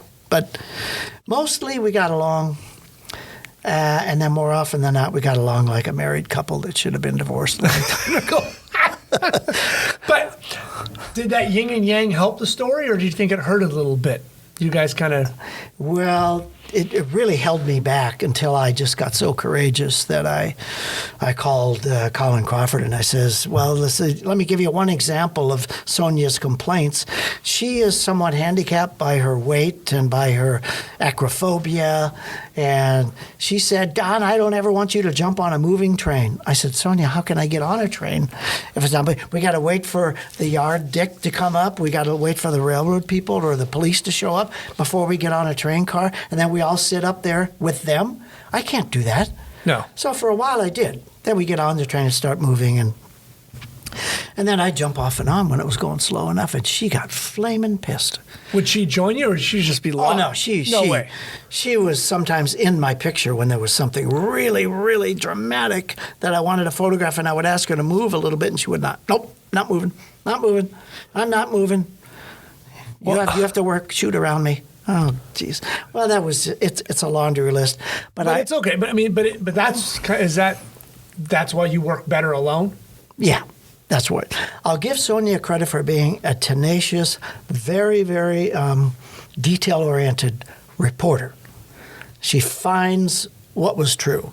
And the story happened this way. Enrique was a boy that we found at the Texas border in a shelter in the Mexico side. A priest had called us and said, hey, listen, I think we have somebody you might be interested in. We went there and interviewed Enrique ad nauseum. So he told us the route he took. So we then went back to his grandparents with permission and followed his whole route. So her job was to confirm or deny the things that Enrique had explained to her. My job was to make pictures of children coming north alone to find their mothers, but none of them were Enrique. The only pictures I have of Enrique was at the Rio Grande River where we interviewed him. And I would go out at night while he was sleeping next to the river and Sonia was in the hotel. So, but anyway, that's how it started. That's how it began. And after a while of being somewhat emotionally and physically restricted by her, because she was really, really jealous. Secretly, I think she did not want these pictures to overshadow her story. And that's something that's happened since the beginning of newspapers and photography, right? You got your writer and your photographer that are perfect together, but there's a weakness, and you got to kind of figure out how that's going to work. Boy, you hit it on the head, Matt. You've got to figure out how to make it work. Because I sat in my hotel room and I said, Don, you've got to calm down. There are an enormous amount of resources invested in this story, and it's a good story, and I'm not going to be nitpicking and whining. So they say, well, we're not going to do it. Or come home, we'll put somebody else on. Right. We'll find somebody else. Yeah. No. We'll just shut up and do maybe a lousy job, but just shut up. And it wasn't because I wanted to lose the story, but, as a mature adult, that's not the way to do things. We did work it out. You know. We ended up not being fans of one another to this day, but we produced a 6-part series that was spectacular. And you know what? That kind of goes back to what you just said about parents. Sometimes you have a husband and wife. Together, they don't work, but as long as they make a beautiful child, right? Nice. That's it. And then, so what you guys did in that 6-part series is you made a beautiful child. We had sextuplets. Right. They were fantastic. You hate each other to death, but you made a good kid. Yeah. And we never let on, to anybody except my closest people and you. Right. Really Well, you don't need to exchange Christmas cards. You just got to make a good story. And sometimes I think that gets overlooked, that I'm only going to work with somebody I like. Yeah. Well, that's might limit you. Yeah. So do you guys sit down, you, Colin, and everybody else on the staff, and say, this is the plan that we're looking for? We're going to give you X amount of days, X amount of money, X amount of resources. Let's see what you can do early on. It started that way. You say, just give us a ballpark plan. And the first idea was to go for 2 weeks to a month to find a candidate. Right. A child under age of 18. No, we didn't have anybody. There was nobody. So we went along the Rio Grande to Laredo and Nuevo Laredo, the 2 companion cities in Texas. And, we walked the streets in 108-degree weather, and we went, I'd find little kids, and sometimes they were not right. They weren't going to find their mothers. They were going to find a brother. And then we found Enrique in the shelter at Parroquia San Jose, and the priest was very kind, and he understood, and he was welcoming to us, and we could interview people forever and ever and ever and ever. And the kids could stay there for 2 weeks, and then they had to move on, and most of the times they had nowhere to go except down by the river. Right. So that became part of the story too. So that is an unbelievable process, though, that people, I think, don't realize is it's a baseball game. It's Monday, starts at 7:30. A project like this does not start on Monday at 7:30. It starts when you find the story. Yeah. Like you have an outline, but you got to find the kid. Right. And I would find kids on my own. And I would sleep on rooftops where they did all night long. I would walk through the town. They would wash their face in the Central Plaza fountain. They would beg. So even though those children didn't become the hero of the story, that wasn't Enrique. Right. They were ancillary supporting chapters in some of the things that Enrique experienced. Being on the street, having no money, washing cars just to get enough money to eat. Right. Yeah. So let's say, 2-3 months in, you guys got to feel where the story's going? Yeah, we worked it for a month, and we felt we found somebody good, and then Sonia wanted to go fly fishing, so we stopped the story. But it was okay. It gave me a chance to come back, process my film, and go over it all with Colin. Okay. To see, okay, what's good and what are you missing here? So we'd make a list of stuff that, was good. I would look at my technique, make sure I'm not repeating myself, my technique. I was going to ask Make sure the that. cameras are functioning properly. Yeah, and things were looking good. They were looking good. And then we go out again. We went down to Central America, to Tegucigalpa, Honduras. And we met both sets of Enrique's grandparents, paternal and fraternal.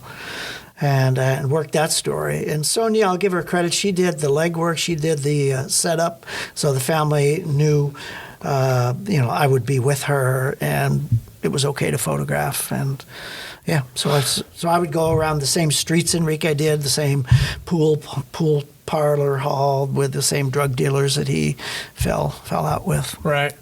Now, you made that decision, this is going to be film, or was there any pushback, make it digital? No, the way digital was, Nikon had digital cameras, but from my limited experience doing daily assignments, the batteries wouldn't hold up. Right. And plus, how to unload the cards. Yeah, Would I storage have to carry a little computer with me? And then what if that got banged up or something? Yeah, so I decided film. Okay, we're going film. Yeah, so I left with maybe 50 rolls of film. Okay, so then what's your process? Do you say, what am I taking? How many cameras? How many lenses? Batteries, backups? Like where do you start thinking that process through? Well, I knew I had to travel light because I was going to be jumping freight trains. I was going to be walking. Did you know that from the beginning? You're jumping trains? Well, or yeah. That evolved the train? No. The trains were going to be the leading character. Okay, so it's a player in this. They were the scene. Yeah. Okay. So we worked it from both ends. But from whence Enrique came, the journey on the trains, and then what happened after that. So I knew that would be a component, and I knew I'd be in subtropical Mexico. There would be inclement weather. I'd be riding buses, trucks. I'd be hitchhiking, jumping trains. So I traveled light with only 2 Nikon F5 film cameras and 2 lenses. I think it was a 24 to 105 and an 80 to 200. Just 2 lenses and a tele extender, a doubler. Right. I had 1 flash, 1 strobe. Okay. 50 rolls of film, a notebook, and a backpack, and that was it. Batteries, just AA batteries? Yeah, batteries for the only thing For the film camera? Did I need batteries for the camera? Yeah, I needed batteries for the motor driving the camera. Mm-hmm. Yeah. But, when I needed more batteries, I could buy them. Yeah, that's I wasn't going to a foreign country, for Christ's sake. No. It's only Mexico. It's only Mexico. Which is not foreign to me. Not at all. I mean, for you should be a partial citizen at least. Good Lord. Believe it or not, I used those 50 rolls of film. I swallowed them up like nothing. I'm not a heavy shooter, but there was so much that demanded that I not ignore it. That's what I was going to say. How much? I mean, there must have been so much at your attention that you just wanted to get. Oh. So what did you do after those 50? Well, then I bought more film there. And there. Believe it or not. Whatever they had. Provia film. 400 or whatever that was. Yeah, whatever the hell it was. I tried to find Fuji Color 200 and 400, those two. Yeah, and I sometimes would wipe out the camera store. Said, oh, geez, it's like Christmas this for me. gringo's taking all the... Oh, this is great. Yeah. But you know what I would also do is after the second part of the story, when we found Enrique, I began to realize, some of these towns and streets are dangerous. And I got 2 cameras around my neck, and I didn't try to hide them unless I really felt threatened. And I would zip them in that little backpack. Right. Or if I had to run or climb. But I began sending my film home every so often, 2 weeks. FedEx it or whatever you could, just get it home. Yeah, I'd go to a shoe store and ask for an empty shoebox, and I'd go to a newspaper stand and buy a bunch of newspapers, crumble them up, put the film in there, and I'd go to a shipping company and Xerox my journal, which had all of my IDs, all of my impressions about what I saw every time, and I would ship it back via multi-pack. Right. It was like Mexico's version of Yeah, FedEx, 'cause that's but that's a lot slower. Yeah, that has all your captions and ID and everything. Everything, yeah. And I would keep Xerox copies for myself as well. I made 2 copies. And I would send it to LA, and and you know what? They didn't have the guts to process it. They let me come back and process it. And that was fine. Yeah. And I did the whole 3 months of shooting in 3 sections. So I went back twice. Yeah. Okay. So let's talk about the beast, the train. Yeah. Because those images off that, to say they're exquisite, fabulous, beautiful, scary, frightening is not enough. But you're not 20. You're I think I was 55. Yeah, I mean, that's what I looked into my math doing it. I mean, so you're risking your life with these children who are, as you photograph, some are losing their legs. Where are you thinking this through going, okay, I got to make sure my cameras are secure. Don doesn't do anything stupid. You know, how was that first moment you grasped that beast? Well, other than waiting for Sonia to find a railroad representative or a Grupo Beta representative to protect her and the train to be dead stopped and to climb on, you know, after that yielded nothing worth shooting. Right. I was walking through a freight yard on the Guatemala-Mexico border, and there was this little boy sitting on the rails, and his name was Dennis Avon Contreras, age 12. Squeaky little voice. I said, fuck, this is the poster boy. I know it's got to be Enrique because we've already got his route and everything. But, you know, I followed Enrique as often as I could. I mean, I followed Dennis. Dennis taught me to tame the beast. He told me, Mr. Don, this is how you get on. You get on, you know, the first ladder on the freight car. In case your feet slip underneath and you fall on the rails, you have maybe 1 second before the second set of wheels comes and chops your legs off. Yeah. Thanks, Dennis. Said, don't get on the last one because there's only, you know, 6 feet in between the 2 sets of wheels on the 2 cars. Oh. And then, you know, he taught me how he begged food along the rail line from people because he had no money. He had nothing. Right. And then one day I went out before dawn walking the freight yard, and I was climbing up into these hopper cars and looking in, and I got to the top of one and I peeked in, and there was Dennis sleeping on a bed of gravel with a mattress that was a big paper bag and a blanket of another paper bag. So I carefully took one picture, click, and he popped up like a blow-up doll, bam! All it was that one quiet click. He was so alert that he and his companion, who didn't awaken immediately, but he looked at me with those sleepy little eyes and his crumpled little shirt that he had all the way up to his eyes, and he pulled it down. Well, that was Dennis, the guy who taught me earlier how to tame the beast. But he had made trips, and I'd lost him, and then he'd get arrested and deported back to the same freight yard. You recognized him. Yeah. So he became, my hero, and I ended up riding several hundred miles with him. And all along the way, he taught me how to roll my R's in. And I taught him how to say, well, Dennis, and this is all in Spanish, when you get to the United States, you're going to have to ask for food, and you're going to have to do it in English. And I would say, let's practice this, Dennis. Say, I'm hungry. I'm hungry. So he would do it in his Honduran accent. I'm hungry. I'm hungry. No, hungry. I'm hungry. And we did it thousands of times. I'm hungry. You know, and you know, during the course of a day when we would be separated for a little while. Right. Yeah, we'd come up. The first thing he would look at me and say, I'm hungry. But I never gave Dennis a nickel. I never gave him any water. And I made sure that whenever I took a bite of a candy bar or a drink of a water out of my backpack, I was never in sight of anybody. Right. Because that would have been the ultimate insult to these people.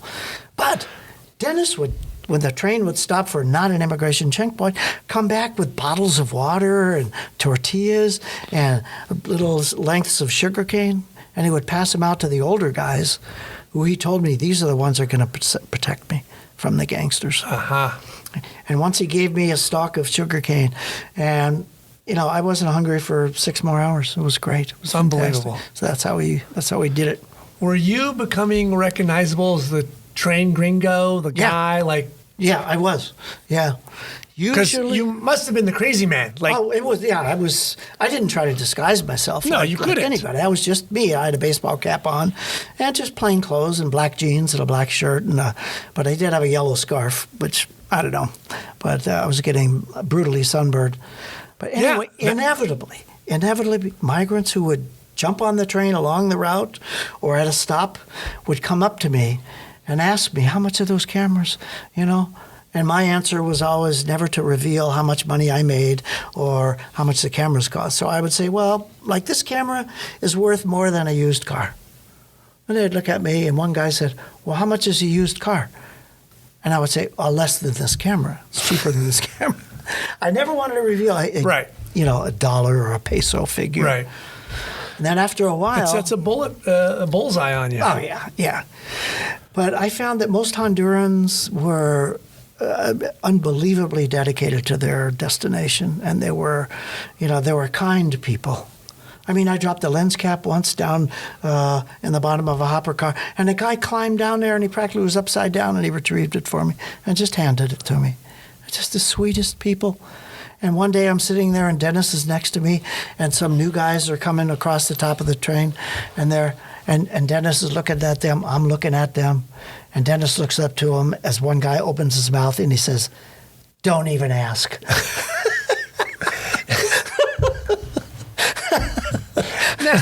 Now, you're a father, so and you're a man, and you're a human. How did you keep your emotions in check? It was hard.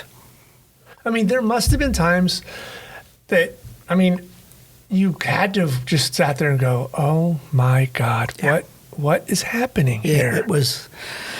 There's one particular story I tell with the picture entitled Bound to El Norte, which became the signature metaphor picture for this series, Enrique's Journey. It shows a solitary boy sitting on top of a long freight that's disappearing into the fog around a curve. Beautiful photo. Yeah, that became the cover picture for the book, the cover picture for the series, the cover picture for the reprint series, which was all done in one volume.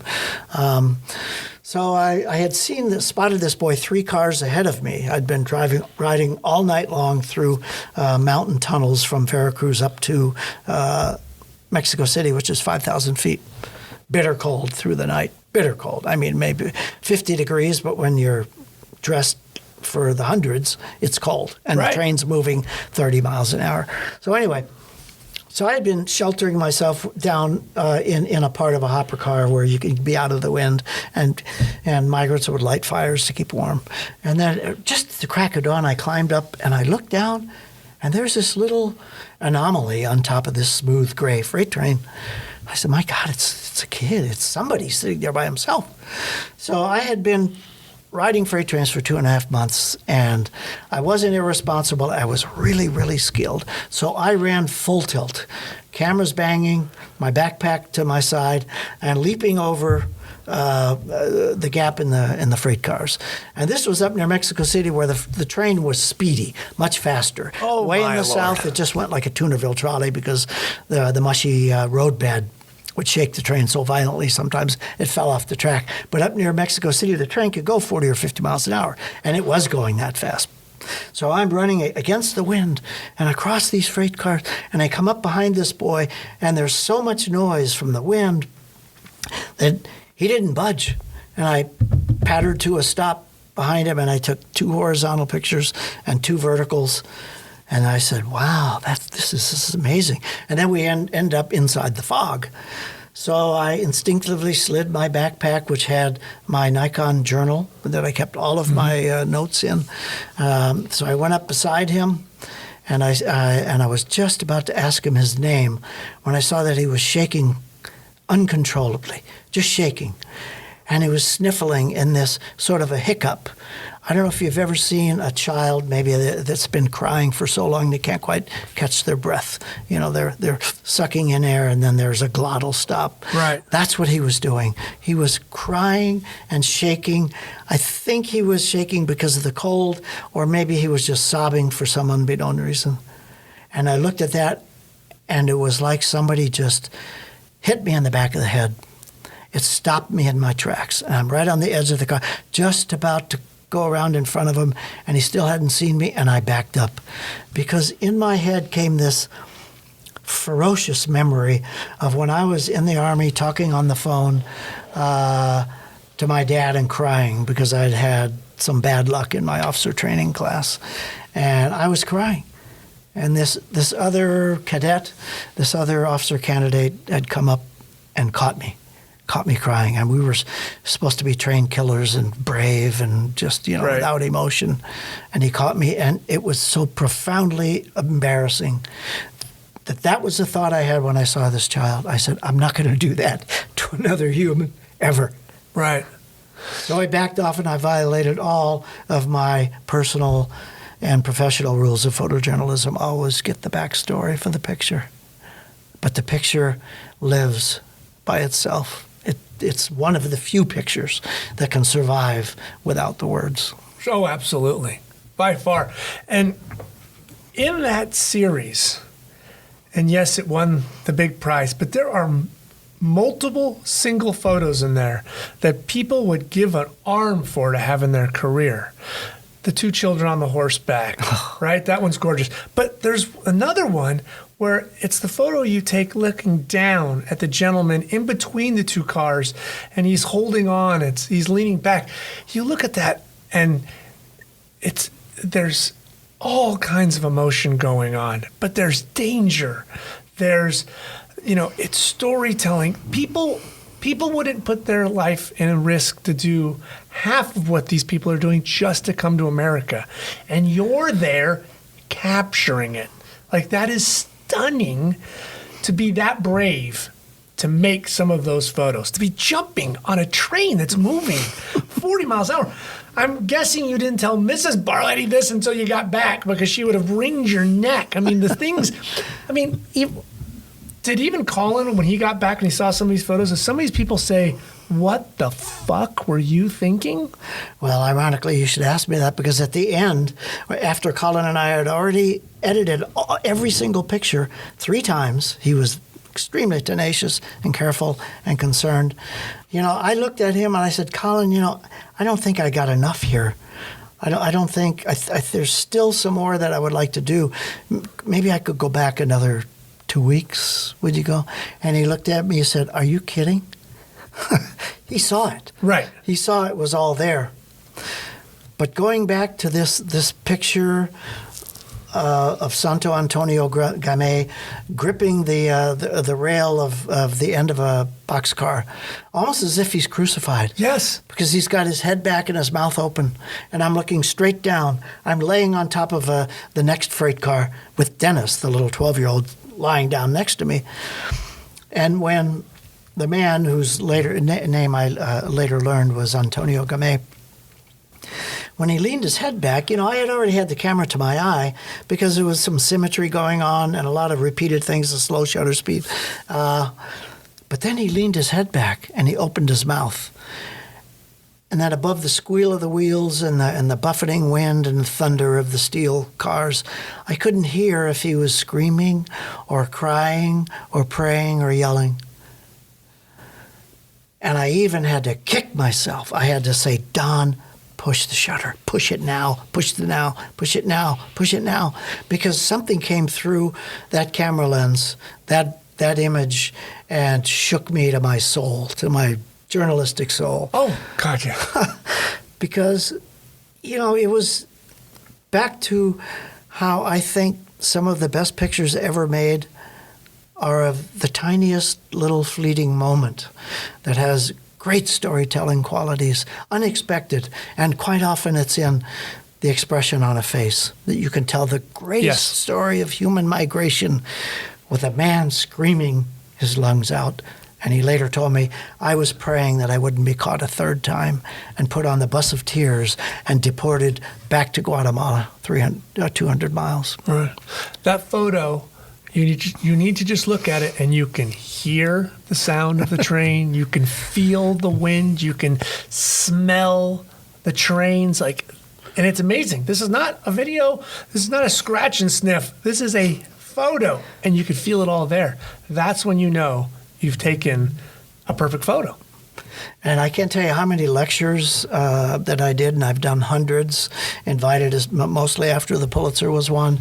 But I also teach and mentor at universities and high schools. Inevitably, somebody who likes photography but doesn't understand why, the question will come up, Mr. Bartletti, were you there when those pictures were taken? Right. Yeah, I said, yeah, I was right behind the camera. Well, how could you be that? How could you do that? I says, well, that's what you have to do. I couldn't phone anybody. I couldn't make up a quote. I couldn't interview anybody. That's the way it happens. And that was the challenge of doing a story about something that had already happened. That was Enrique's journey. It was past history. Right. When did you feel you were confident to being on that train? Because it's a big part of the story. Yeah, it's the major player. It's the drama. Well, I think when Dennis confided in me about how to get on, and then I started seeing other little things that he did while he was on top of the train, exclusive of just hoping the hell you survive and you don't get thrown off by gangsters. He started teaching other children that he met how to jump in between freight cars, and he taught me that. He says, what you got to do is you got to stand 5 steps back from the end of the freight car, and you got to put your eye on a spot that's 3 feet in front of the end of the car, and you got to not take your eye off it, and you got to run and jump and hit that spot with your shoe. He says, because if you're just about to jump and you look down at the beast, at the jaws of the beast, the couplers or the rolling wheels, it'll sever your limbs. If you look down, you're going to go down. So you want to look at the top of the freight car, and then you'll end up there. God will take you, he said. Dennis. Oh my shit. Lord. I mean, it's unbelievable those kind of images are made, and people, if you don't look at it and go, and take a breath, like, you're not human. I mean, I remember when that came out, and I just thought, wow, I think they should shut the Pulitzer down. It's done. I'm not saying that because you're sitting here, but I mean, it was. I don't know who was second was, but they were way far behind. They were both friends of mine. Well, it happens. Oh boy. So, okay, so because the train to me, I'm a train guy. You're a train guy. I love trains. Would you only jump on trains that were flat roof? You never jumped on a cylinder train, would you? The danger of doing that was, even though so many migrants told me that it's the best car to ride on, because once you're on top, a gangster can't jump from one tank car to the next because the space in between is too great and there's not a footpad. It's right. Just that round thing. The only thing you can ride on is a little cupola right smack dab in the middle. Mm-hmm. It's like a little platform. Right. But you climb up a ladder in the middle of the car, and it's pretty hard to do that when the train starts moving, but you can. So that was a car I didn't like to ride on very much because I would be stuck on it until the train stopped. Sure. Yeah. So, and boxcars I wasn't interested in because you'd have to be inside, and there was danger of the train slamming on the brakes and a door sliding shut, and then you'd be locked in there, nobody give a shit, and people have died. That was a writing part of the story that I could never photograph. Oh. But I rode in hopper cars. Hopper cars are like cardboard boxes, real low, and you could, often they had sand or gravel or railroad ties or something really stinky and ugly in them. Now you referenced these gangsters. Yeah. Go into that. What was that challenge? You're just trying to make your pictures, just trying to do your job, and now you got these other entity you got to deal with. Yeah. Who are they, and what are they trying to? Well, the Mara Salvatrucha, or the MS-13 gang, was born in L.A., born from children from El Salvador, brought to the United States as children, grew up to be sort of lost and unmotivated by school, and they formed a gang for their own survival in the United States. Okay.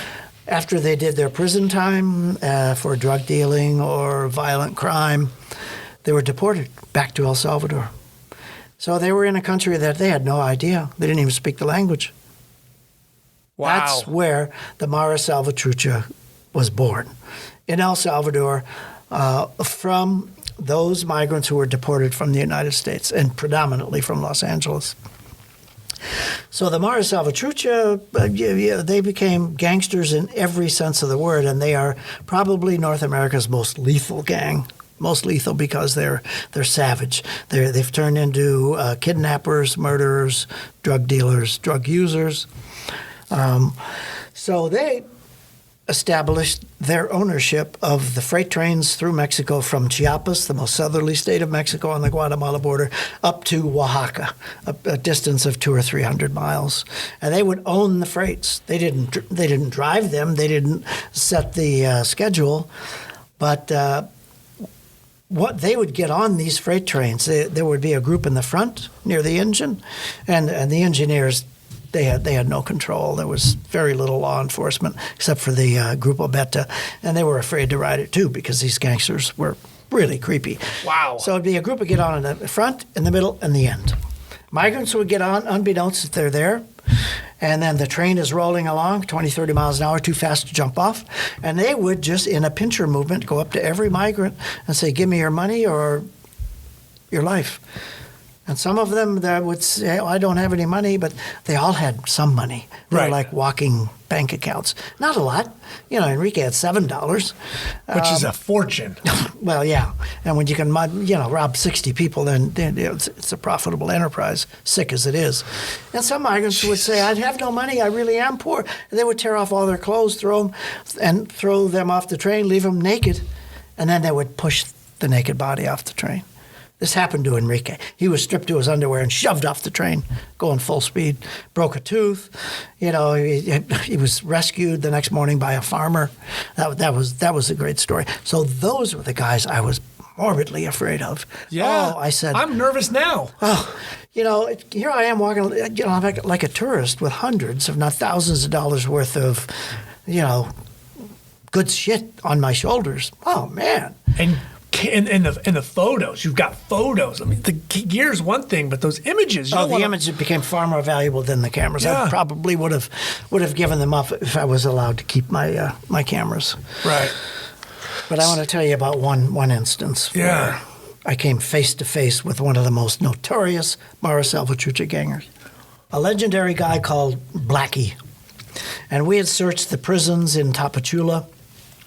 And we did find another guy named El Loro, or the Parrot, who was a gangster, and he was accused of 2 murders. And he was on the trains with these other Mara guys. And but then Blackie had never been caught. So here I am up at Mediasawa. I had already gone 12 hours without the reporter, and the train stopped for the night. And I spent the night from the kindness of the switchman who said, okay, we have a little bunkhouse. You can sleep on the cot for the night. And then the next morning I wanted to get on the same train because I'd already photographed a lot of children who had been on there for the previous 12 hours. And I wanted to continue the journey up to Orizaba, which was, the kindest state in Mexico, in Veracruz. For a lot of reasons, I wanted to go to Veracruz, and I wanted to go with these kids. So it's daybreak, and I'm at a junction of 2 railroad tracks, and the train is moving back and forth, assembling its cargo of freight cars. And migrants would jump on when the train started moving forward, and then it would stop, and they'd all jump off and run back into the jungle, and it would back up again. It was like a dance. I called it like a ballet. Wow.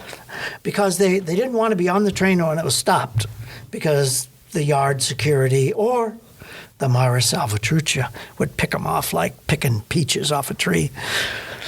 So here I am. Okay, the train had stopped, and it started, and it stopped, and it started, and I'm there, photographing kids jumping on and then jumping off. So I'm there just kind of waiting for what the fuck do I do? And then everybody started walking away from me. I said, wow, the train's not moving. Why are they leaving? And I look up, and out from the jungle comes this guy who had brown khaki pants that were down to his ass.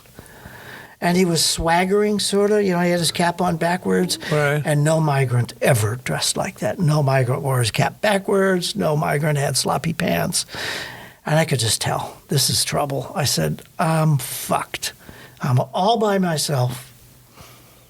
He comes right up to me, and he looks right at me. And I said, hi. how you doing? He said, I'm. And then he reaches into his pants, and I says, oh, fuck, now what? He's going for a gun, maybe? He slowly pulls this 3-foot machete out of his pants, raises it up in the air, straight up at the dawn sky, and then starts banging it on the railroad tracks. And it rang like a bell. And everybody who hadn't already spotted this guy took off like rabbits. Gone. And then I was by myself. I'm convinced that if I had gotten in trouble on the train or injured, somebody would have helped me. Migrants they're sympathetic people. And people are starting to recognize you by now. Yeah, they have, especially after the previous 12 hours had made me somewhat of a fixture. Yeah, that nobody bothered me. Nobody begged from me. Nobody, put on airs or ran away. They just knew, hey, this guy's part of the scene. So I don't know why, Matt, but into my mind came Blackie. I said, whoa.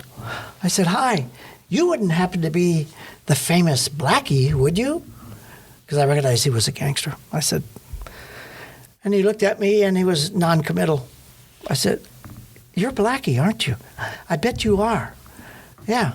I said, if you are Blackie, you're pretty famous. And let me tell you what story I'm doing. And I went through the whole scenario about being from a big American newspaper, the whole migration. And I said, I know your group. They ride the trains, and you are really helping people.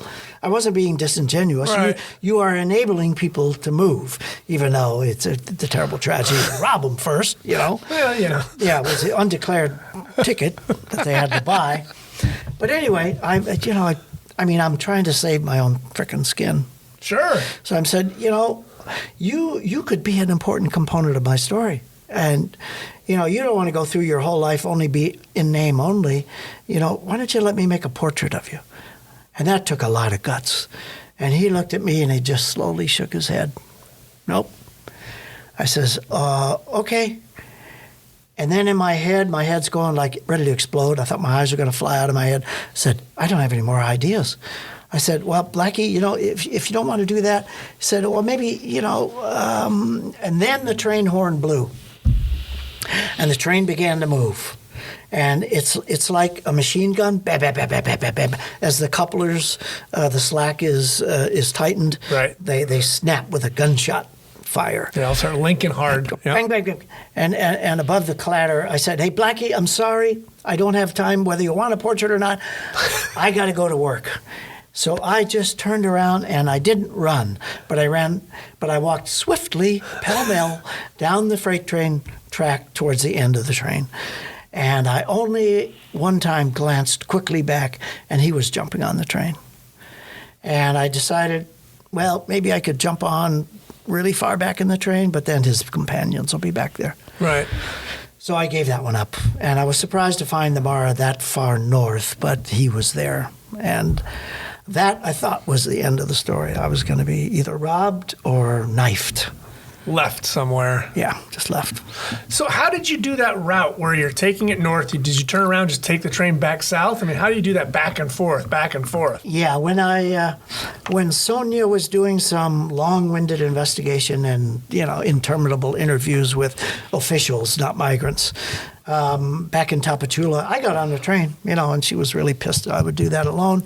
But then I rode up to where I almost got robbed, and then I took a bus back. Okay. Yeah. Take a bus back. Then I rode the freight train again. And then, so I would try to ride each 200-mile route twice to maximize my exposure to children under the age of 18 looking for their mothers.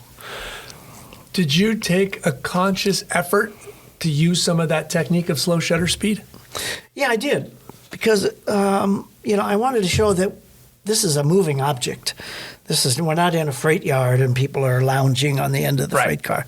So slow shutter speed became a technique that I turned to again and again. In fact, so much so that it became a cliche and I had to figure out different. And another of my favorite compositions is perfect proportion. Same thing on the left side, and the subject in the center, violating all the rules of thirds. But I don't give a shit. If it's there, I'm shooting it that way.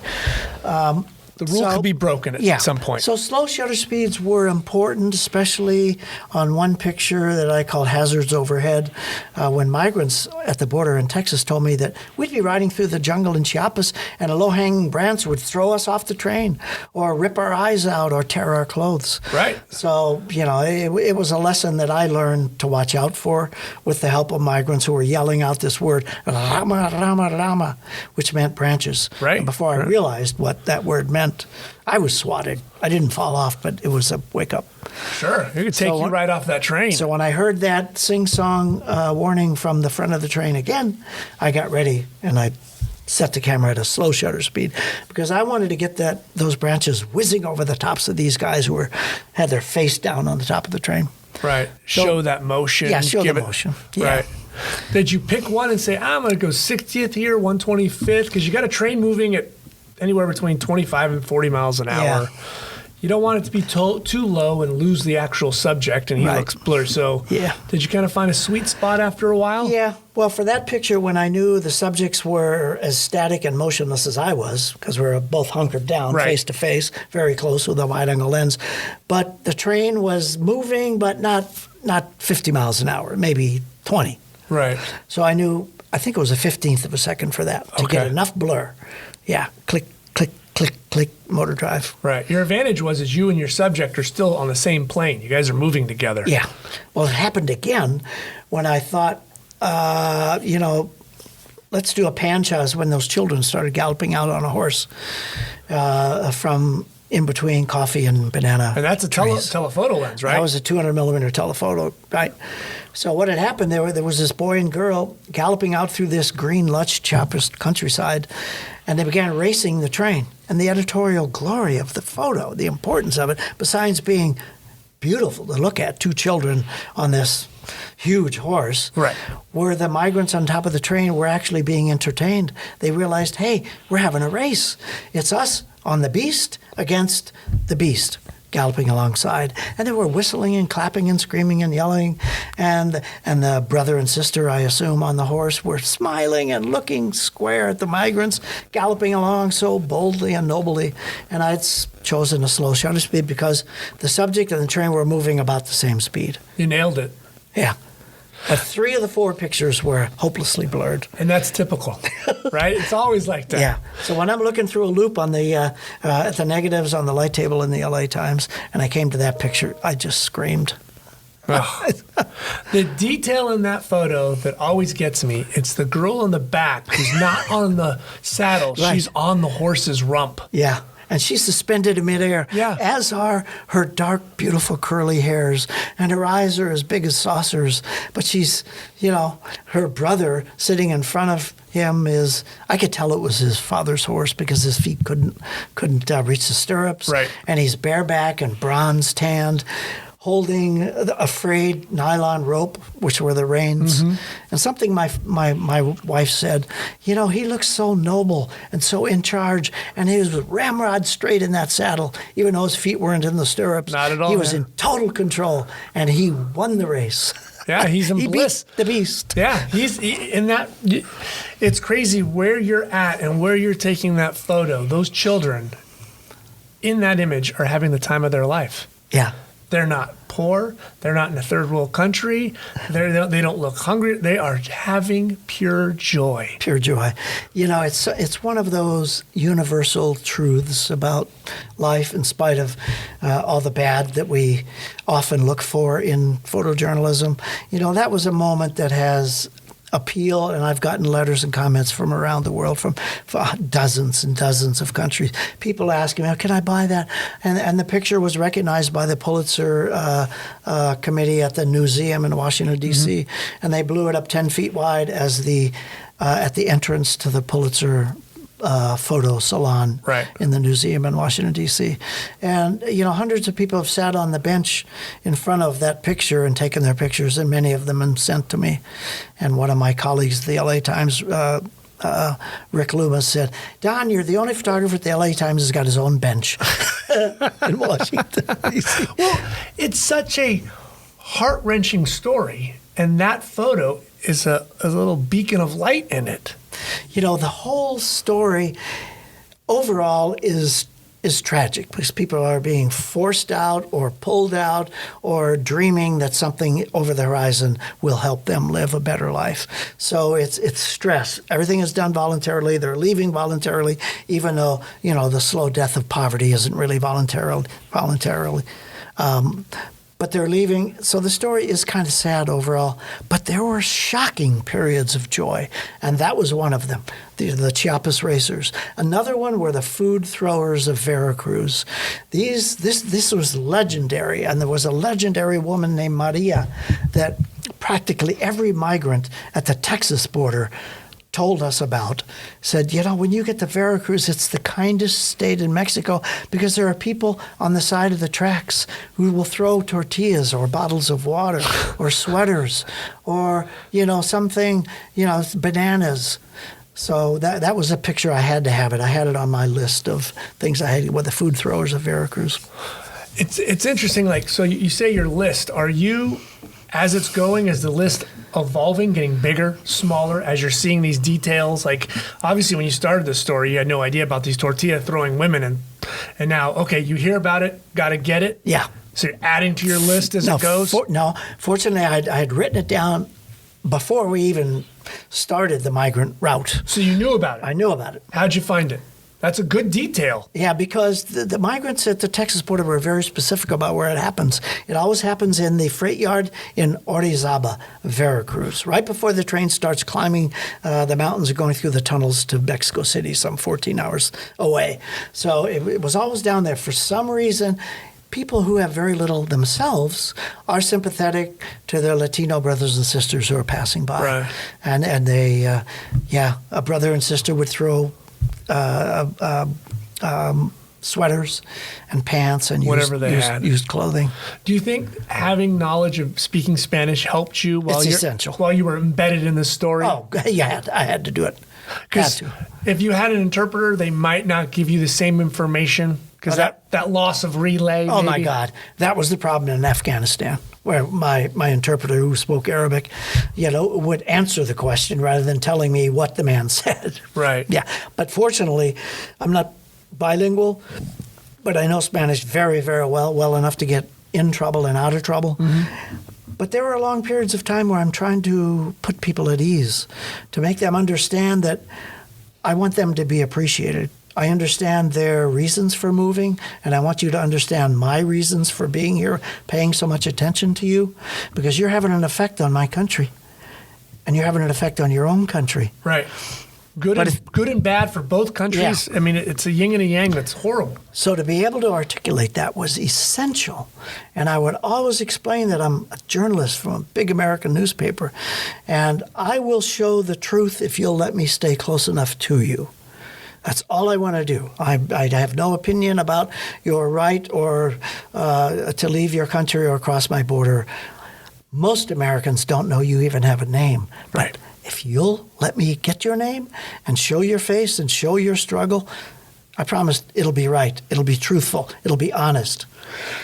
And I remember one occasion where one man said, nobody cares about us except two kinds of people. The priests who want to help us and the policemen who want to hurt us and rob us. That was the case over and over again. That was one part of the story I could never get, was a policeman robbing a migrant along the trail. And they were on top of the Mara Salvatrucha. I mean, there were many layers of danger for these migrants. So, and then another guy, on another occasion, after I did my mantra, which I had perfectly memorized in Spanish about being a journalist and their story was important. Some guys, some little kids would go, "Hey, take my picture. And others would go, "I'm out of here." They would run away for some reason. Want no part of you. Yeah. And others were, maybe they didn't understand or they were stoic, but, after a while there was no fakery, there was no hiding, there was nothing. There was just, they were back to their own loneliness or their own dreams, which I was there to I got to imagine having some knowledge of the language and being crazy enough to ride that beast. They were kind of figuring, all right, if this guy is working for the government, he's crazier than hell, because he could have taken us off anywhere. But you're now being a part of this journey with us. Yeah. We'll open up the veil and let you see a little. Well, it did that. It did that. But I don't want your listeners to think that I was trying to be a migrant, that I was suffering like they were. I was under the same danger. Certainly the beast could have eaten me. Sure. Yes, it could have. But, you know, Matt, at the end of a 12, 14-hour day, you know, as thirsty and hungry as I was, I could get off that train and I could go to a restaurant a few blocks away. I could spend the night at a motel. Mm-hmm. I could buy a bus ticket and go back and do it all over again. But I immersed myself, embedded myself in this subculture strongly and honestly enough to extract the truth. Right. You have to. I didn't want to die doing it. A dead photojournalist makes no pictures. Yeah. When into the story did you start to believe you had something big? You know, when I took the first ride with Dennis, because he was up there on the top of the train explaining why he had left his impoverished colonia in San Pedro Sula, which subsequently in the next 14 years became the most dangerous city in the world for random violence and migrant killings by gangsters and drug dealers and so forth. Well, Dennis told me the horror stories he lived through, and about what he wanted, about how he wanted, like Enrique did, wanted to find his mother. And he had seen television shows with, you know, American movies with people in fancy cars and with nice paved streets and pretty houses, pretty girlfriends. Yeah, he wanted that. I know he did. So when he was 12 years old, he had enough guts. And he was a smart kid. He was intelligent, not only motivated to get the hell out of his sister's clutches, who admonished him, don't ever leave, but nevertheless they raised him in the absence of his mother, and the father had long left the family, as had Enrique's father. And it's that way in many families in Honduras. They're single-parent houses. So Dennis would tell me that, and because I understood the language, he told me intimately all the things that he wanted and dreamed about. And one day one night we're rolling along through the Chiapas countryside, and I said, Dennis, what do you dream about when you're laying on top of a tank car and you're just about to roll off? What are you dreaming about? He said, Mr. Don, he said, I dream about three things. I dream about finding my mother, I dream about learning English, and then when I get to the United States, which he called Los Angeles, the United States of America, he said, when I get to Los Angeles, I'm going to help the children on the streets because I know how children can die on the streets, like was his experience that motivated him to leave San Pedro Sula. Right. Do you know where Dennis is now? Well, I caught up with him in San Diego. 1 year after he had arrived. I was confounded by my search through elementary schools since he was only 12. I figured I wrote letters to every school district in San Diego County because he had a phone number that had a 619 area code, and that's San Diego. Mm-hmm. And he said, yeah, I'm going to the state of Los Angeles, he said. But I said, no, this 619 is San Diego. He didn't know San Diego from LA. He didn't know anything. He didn't know California from anybody or anywhere. So when I got back, I started searching. He must have gone somewhere, and I concentrated on San Diego County because he had that number. Well, I never found him. And then I was invited to Honduras to give a lecture to mothers of the departed children who had left to go to the United States, even left them. They hadn't gone, but they had left. And there was somebody who knew San Pedro Sula, and they thought they knew where Dennis had lived. Tell me about that. What are so I went to that address, and lo and behold, his sister Sandra answered the door. Sandra raised Dennis from, I think it was age 3 to age 12. The odds. It's like fate, I'm telling you, Matt. So I found and she had her mother's address in San Diego, in an area, in an immigrant area of San Diego that had a lot of apartments. And immediately upon my return after this invitation to lecture in Honduras, I found Enrique's mother, and Enrique was there. We both almost collapsed in each other's arms. It was like seeing ghosts. Sure. We saw one another. So, I was a little nervous. His mom I don't think Dennis told his mother about me, the pictures or anything. So it was a little bit tense. Awkward. So, yeah, and she was a little ashamed. She didn't want to have her picture taken. But nevertheless, I made a few of Dennis helping her cook. So I said, okay, I know where they are. I'll come back. So I went back a couple of weeks later, and I brought photographs for the mother to show her son making this tremendous journey. But Dennis wasn't home. So I said, wow, where's Dennis? And he says, I don't know. Sometimes he doesn't come home. And then she confided, both looking at her son sleeping on top of a freight car, sleeping in a hopper car, with dirty clothes on. She started crying. He said, I never should have left my son. I sent him money sometimes, but I never should have left him. And she started crying. She threw her keys down on the dining room table. And in my picture of her sobbing are the photos that I brought her keys over here, and tears coming down her face. And she confessed. She said, Don, I have to tell you this. Dennis has gotten in so much trouble that I can no longer afford to bail him out of juvenile hall. So I gave Dennis enough money, and I sent him back to Honduras. I go, fuck, are you kidding me? You sent it back. So a year later, I get a phone call at the LA Times, and it's Dennis. Because I had given my card to him, you know. So he called me Donato. He started calling me Donato because Don in Spanish means somebody intelligent, old, and rich, and I'm neither of those. So he'd call me Donato. And he said, I'm in Tijuana. I've got to come back. I'm trying to get back. Can you come down and help me and give me some money?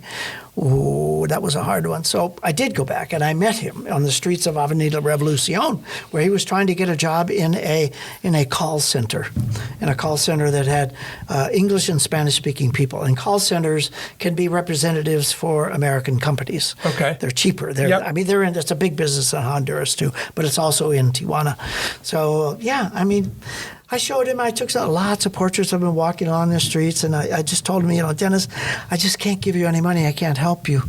And then, now, why did you think taking photos of him walking the streets was like an idea? Because the story's done, so what are you still thinking? Or is the photojournalism side of you just still keep running? Yeah, no. My story, my coverage of migration for survival never ends. Enrique's journey was long gone. It was that's done. It was 2 years old. But Dennis represents the continuation and the obligation. I think the supreme obligation of a photojournalist is to find out the consequences of a picture or the consequences of a circumstance. And Dennis represented that to me, because here he was, already had been deported, and he was trying to come back. And I photographed him peeking in these call center places.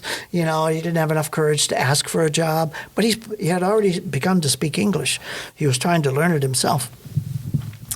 And then, I left, and he called me a few days later and said, Don, I need $100 because a smuggler will help me cross the fence. You've got to help me.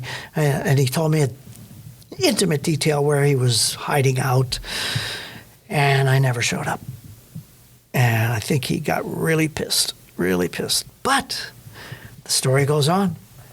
1 or 2 years later, he calls me yet again. He says, Donato, I'm back, and I've changed.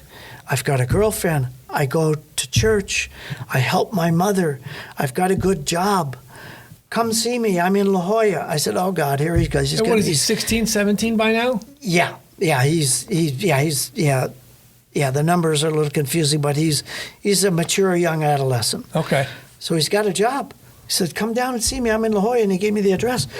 And he started working for an American landscaper, doing landscape of mansions in La Jolla. And true to form, Dennis is there still with his hair perfectly combed, his clothing, he's nattily dressed, not like not like the latest fashion, but he's got nice white tennis shoes. He was always perfectly dressed, even on the trains. People would give him outfits, throw food and clothing at him. And he was always very courteous. He always spoke very nice. Said, Don, Donato, I got a girlfriend. I got a little baby now. I'm here. I'm living here, and I'm going to be a good man. I'm going to be good. And then about a year later, I hadn't heard from, again, this gap. I said, oh, shit, now what's happened? And I got assigned with Cindy Carcamo to go back to Honduras because that year, 14,000 children had showed up at the Texas border on the U.S. side, unaccompanied by parents. Right. There was this wave, this phenomenal wave of parents trying to give their pay smugglers to take their kids across the river. And the rumor was, once you set foot on American soil, they can't get rid of you. Anybody under age 18 can't be deported. So it was an incredible phenomenon. So I was sent with Cindy Carcamo back to Honduras trying to figure out, well, we already knew why it happened. We were trying to translate it and see mothers who had sent their children. Right. And at the end of it, I said, Cindy, I brought along Enrique's address. Just on a lark, we're in this city, and we're with a fixer who was an investigative reporter for a newspaper. He knew the gangsters, he knew the gang hideouts, and I showed him this address in this colonia and said, oh, that's one of the worst. Oh, that's of one course. Of the worst. Of course. That's one of the worst. I said, listen, you got to take me there. I got to see. I haven't heard from Dennis in a long time. I don't know, on a lark, maybe I can meet his sister. Well, we went to the police station because there were no addresses on any of the houses, and even the police were leery about helping me. I said, well, you go that way, and then we'd ask a local and said, oh, you go that way, which was the opposite way. They were trying to get rid of us because they knew we weren't from there. Right. Yeah, even though my fixer was Honduran. Doesn't matter. You're not, and you could be trouble. Well, after, getting the same answer twice, we'd ask the same question 3 times. If we got 2 answers, we would go on that as a lead. And we ended up finding the house. Wow. We knocked on the door. And I asked the neighbors, hey, is there a guy named Dennis who lives here? Yeah. So I knock on the door, and Dennis answers the door. And it was like the time that I had seen him at his mother's apartment in San Diego. It was like we were each looking at ghosts because many years had passed. We hadn't seen one another. And he was there, beautifully bronzed, no shirt on, and a huge tattoo across his left bicep that said Sandra, his sister who had raised him in his mother's absence. He adored her. So he was working at one of these call centers in San Pedro Sula. You'll never believe who his client was. He, speaking perfect unaccented English, was working for the Boston Herald. What? He was the guy that, anybody would call saying, my paper's late, or I didn't get it, or it's all soaking mud. Dennis, 3,000, 4,000, 5,000 miles away would, placate the caller and resolve the complaint. Right. Excuse me, Catherine. Let me get your newspaper to you immediately. Yeah, we'll have one to you within 3 hours. Yeah, this is Bill. Yeah. But that is crazy. Yeah. So I asked Dennis, can I go where you work? I'd love to see you in there. And he was really reluctant. He said, no, you can meet me after work. So I met him outside the gates, and he didn't want me to take any pictures. So I said, well, can we go back to your house? And he explained, no, this is a den of gangsters. And if they see me with you, they're going to wonder, who the hell is that guy? Right. Who's that guy? You put a mark on him. And you can't do that. Who are you? And how come you have a good job and you're not part of our gang? So he was shaking in his boots. He didn't want to see me anymore. So I did take him to dinner. We didn't take any more pictures. But then he confessed even more of the story that he hadn't told me when he was on the train. He told me the stories about how he got across the border, how his mother hired a smuggler. And, so that was incredibly valuable. And I wrote a front page story in the LA Times called How Dennis Helped Me Tame the Beast. I was 55 and he was 12. That was my first paragraph. Right. Yeah, it was an incredible story. What an offshoot to that original story that has become. I mean, it's amazing how something as simple as finding this 12-year-old boy who tells you, put your foot here so you don't lose a leg, becomes a journey, 6, 7, 8 years? Mm-hmm. Yeah. Wow. Yeah, little Dennis, I wanted to adopt him when he was on the train. He was that endearing. Right. Such a sweet, gentle boy. Where his age and his looks were so improbable to his veteran train riding skills. He knew how to do it better than anybody I ever met. Okay, so now it's a 6-part series. LA Times, you guys sit through, you go through it, stories are written, photos are put together, pages are laid out. How was the impact? First one comes out. Does it get a big uproar, big backlash? Well, I have to tell you why there was a huge impact. And it goes back to the publisher and the editor who called a meeting, John Carroll and John Perner, and these are the two big guys. These are the two guys that run the paper, make every editorial and financial decision the shot at the LA Times. Yeah. So they convened Sonia and I and my editors and the word editors and layout people. We're all in this big room, and I'm showing, we had made slides before digital projectors came out, slides of about 50 photos that Colin and I had edited. We saw the essence of the story. Are you nervous? Well, yeah. I'm sitting. I'm like, a little street vendor sitting in between the World Trade Centers. These guys are like 6'6", really influential. And I'm going, holy fuck! They just spent tens of thousands of dollars on me, and now they're waiting to see. Well, impress me, did boy. I get it? Yeah. So I show them. And I show them, and I do all the talking. I told Sonia, don't say anything, and I didn't make it laborious. I not like my lectures where I can get bound up in details that are interesting, but I just wanted to keep the story, keep the narrative rolling, so they would feel there is a beginning, a middle, and an end. How long did you talk for? Probably 20 minutes. Okay. And at the end of that, the screen turns black, and nobody says anything. For I swear to God, it was an hour or two, but it was probably only 10 seconds, and that's a long time for a journalist not to say anything. Uh-huh. And then John Carroll said, "This is one we're going to do right." Wow, how'd that make you feel? Wow, that's great. And then everybody applauded. Wow. I mean, because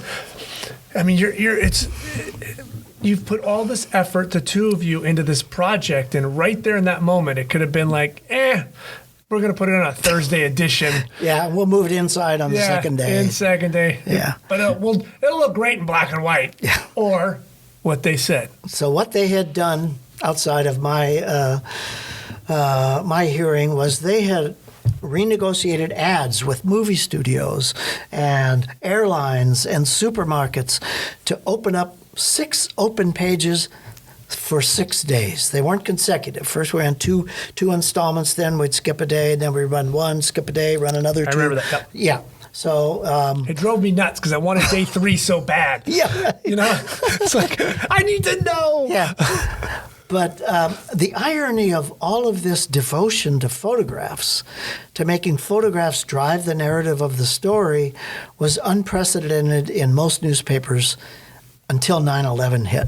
Right. That's when people demanded to see the news. They didn't want to just read about it. And even the LA Times ran full-page pictures of the horror and the aftermath. And then, I went to Afghanistan, a month after 9/11, even before Enrique's Journey was published. So when it came time to decide on this, the blueprint had already been laid out. Okay, these pictures are going to run big. We're going to run them right.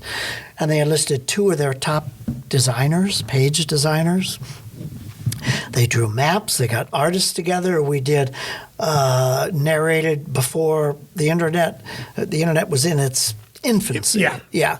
So, but Sonia and I had spoken about certain circumstances that we encountered and how we ended up with that picture or that paragraph or that subject or that character. So that was all part of it. It was huge. And let me tell you, people called me up.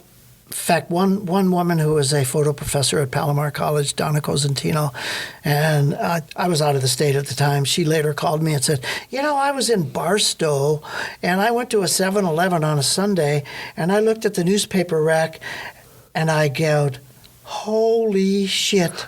I bet Don Bartletti did that. She didn't know I was even doing this story. And she goes up to it, and she sees, the picture ran 5 columns in a 6-column front page above the fold.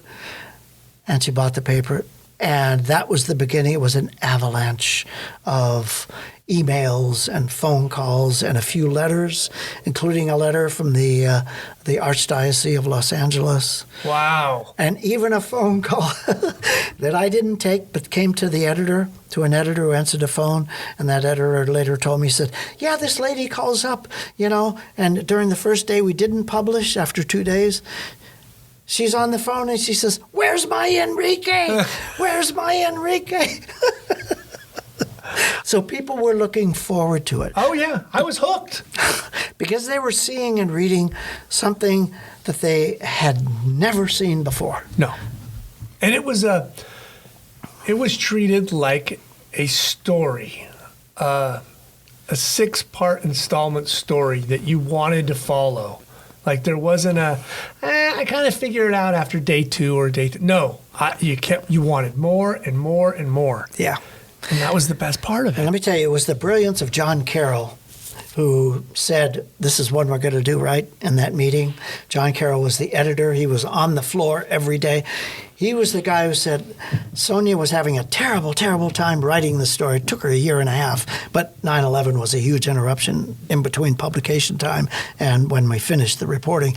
So anyway, he came up with the brilliant idea of making this a narrative story, not eliminating all the he said, she said, he went there, and just writing it, just like not stream of consciousness, but quotations that were supported and confirmed with footnotes later, right?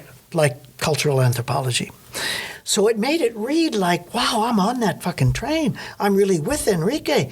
And it was masterfully written by another writer. Sonia had done the brilliant reporting, but she was having a lot of trouble, getting it down. Right. So it was actually written, ghost written. If she ever heard that, she'd never admit it. Okay, so the process, because I've never won the Pulitzer. So what's your process? What are you doing? You're putting it together. Yeah. I'm not thinking about any award. I'm not thinking about anything except... Because this is, it's almost not a year, but it's months later. Yeah. Oh, it is. You're on to the next thing. It's more than a year. I finished shooting it in October of 2000, and it didn't run until September of 2002. So there were 2 full years when this sat and cooked and matured and fermented.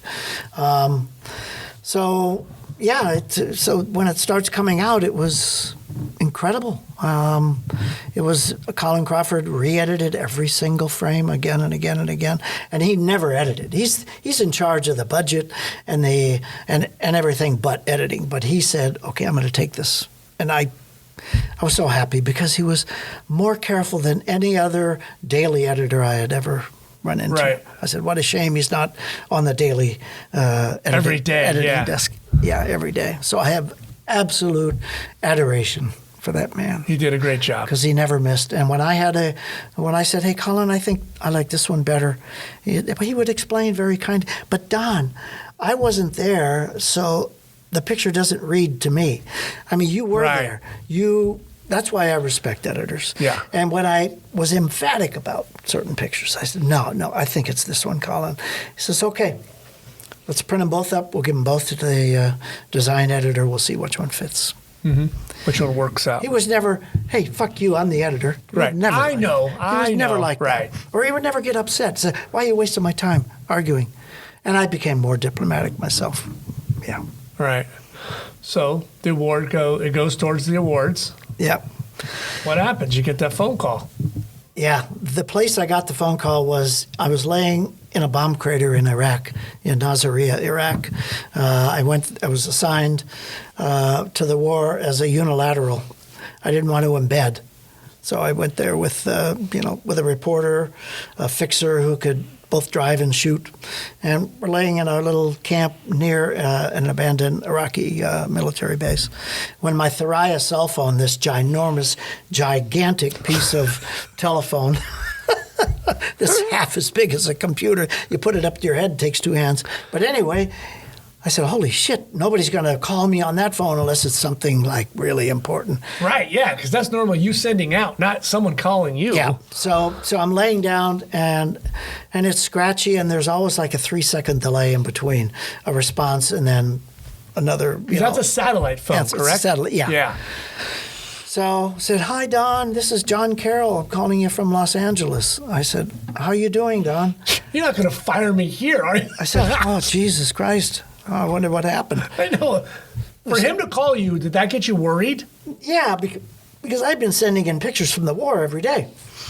I said, oh, wow, maybe there's a problem. I said, yeah, no, I told him, it's another apocalyptic day here. I'm sorry to tell you that, but, and I'm getting as close to the story as I can. I'm trying to stay. They said, you make sure you stay safe. Another thing I want you to know, Don, is you've just been awarded the Pulitzer Prize. I go, what? I sat up in my sleeping bag, like I started yelling. I said, what? Really? Me? It can't be.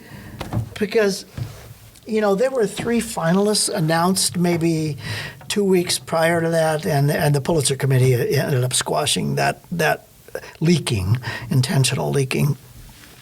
But anyway, I'd kind of known about it, but honest to God, Matt, I had no clue he was calling about news about that, much less me winning it. So the other 2 reporters and another photographer from McClatchy News said, what the hell's the matter with you? What are you screaming about? What's going on? Tell us. Is there something going on? You better not keep it from us. I said, I just won the Pulitzer Prize. No. Oh, so this woman jumps up and starts taking my picture, and my reporter, Now you're the news story. Yeah. But there was an immediate reaction to my benefit, because the next morning, Mark Monnier, who was kind of a standoffish punk-ass reporter, very good, but kind of, I mean, he didn't really care for photos. He always made me sit in the back seat. So the next morning he said, Don, you can ride shotgun now. I said, whoa, I've arrived. Finally. I didn't know it would be this good. Thanks, a-hole. Yeah. Well, that's wonderful. Yeah. Okay. We're going to, like I said in the very beginning, I'm already asking you to come back because you are so thick and rich. I must have you back again. How much time has passed? Only 2 hours and 42 minutes. You're kidding. And I know you've got dinner, and I don't need your daughter to call me up and beat you senseless. But I'm going to tell you right now, I can't thank you enough for your time, what you've meant to journalism, what you've done in your story, your work, and how you helped out some little 20-year-old many, many moons ago with OP Pro. Oh, wow. That be you, Matt. Yeah. Thanks to all of your listeners, because journalism is worth repeating. Absolutely. Without it, we're going right to hell. Thank you for your time. Thank you, Matt. All right. I'm Matt Brown, host of Just a Good Conversation, presented by Digital Photography Review. If you enjoyed the episode, please hit the like button. You can also subscribe, and you'll find all of our episodes on our website, justagoodconversation.com. Thank you for listening.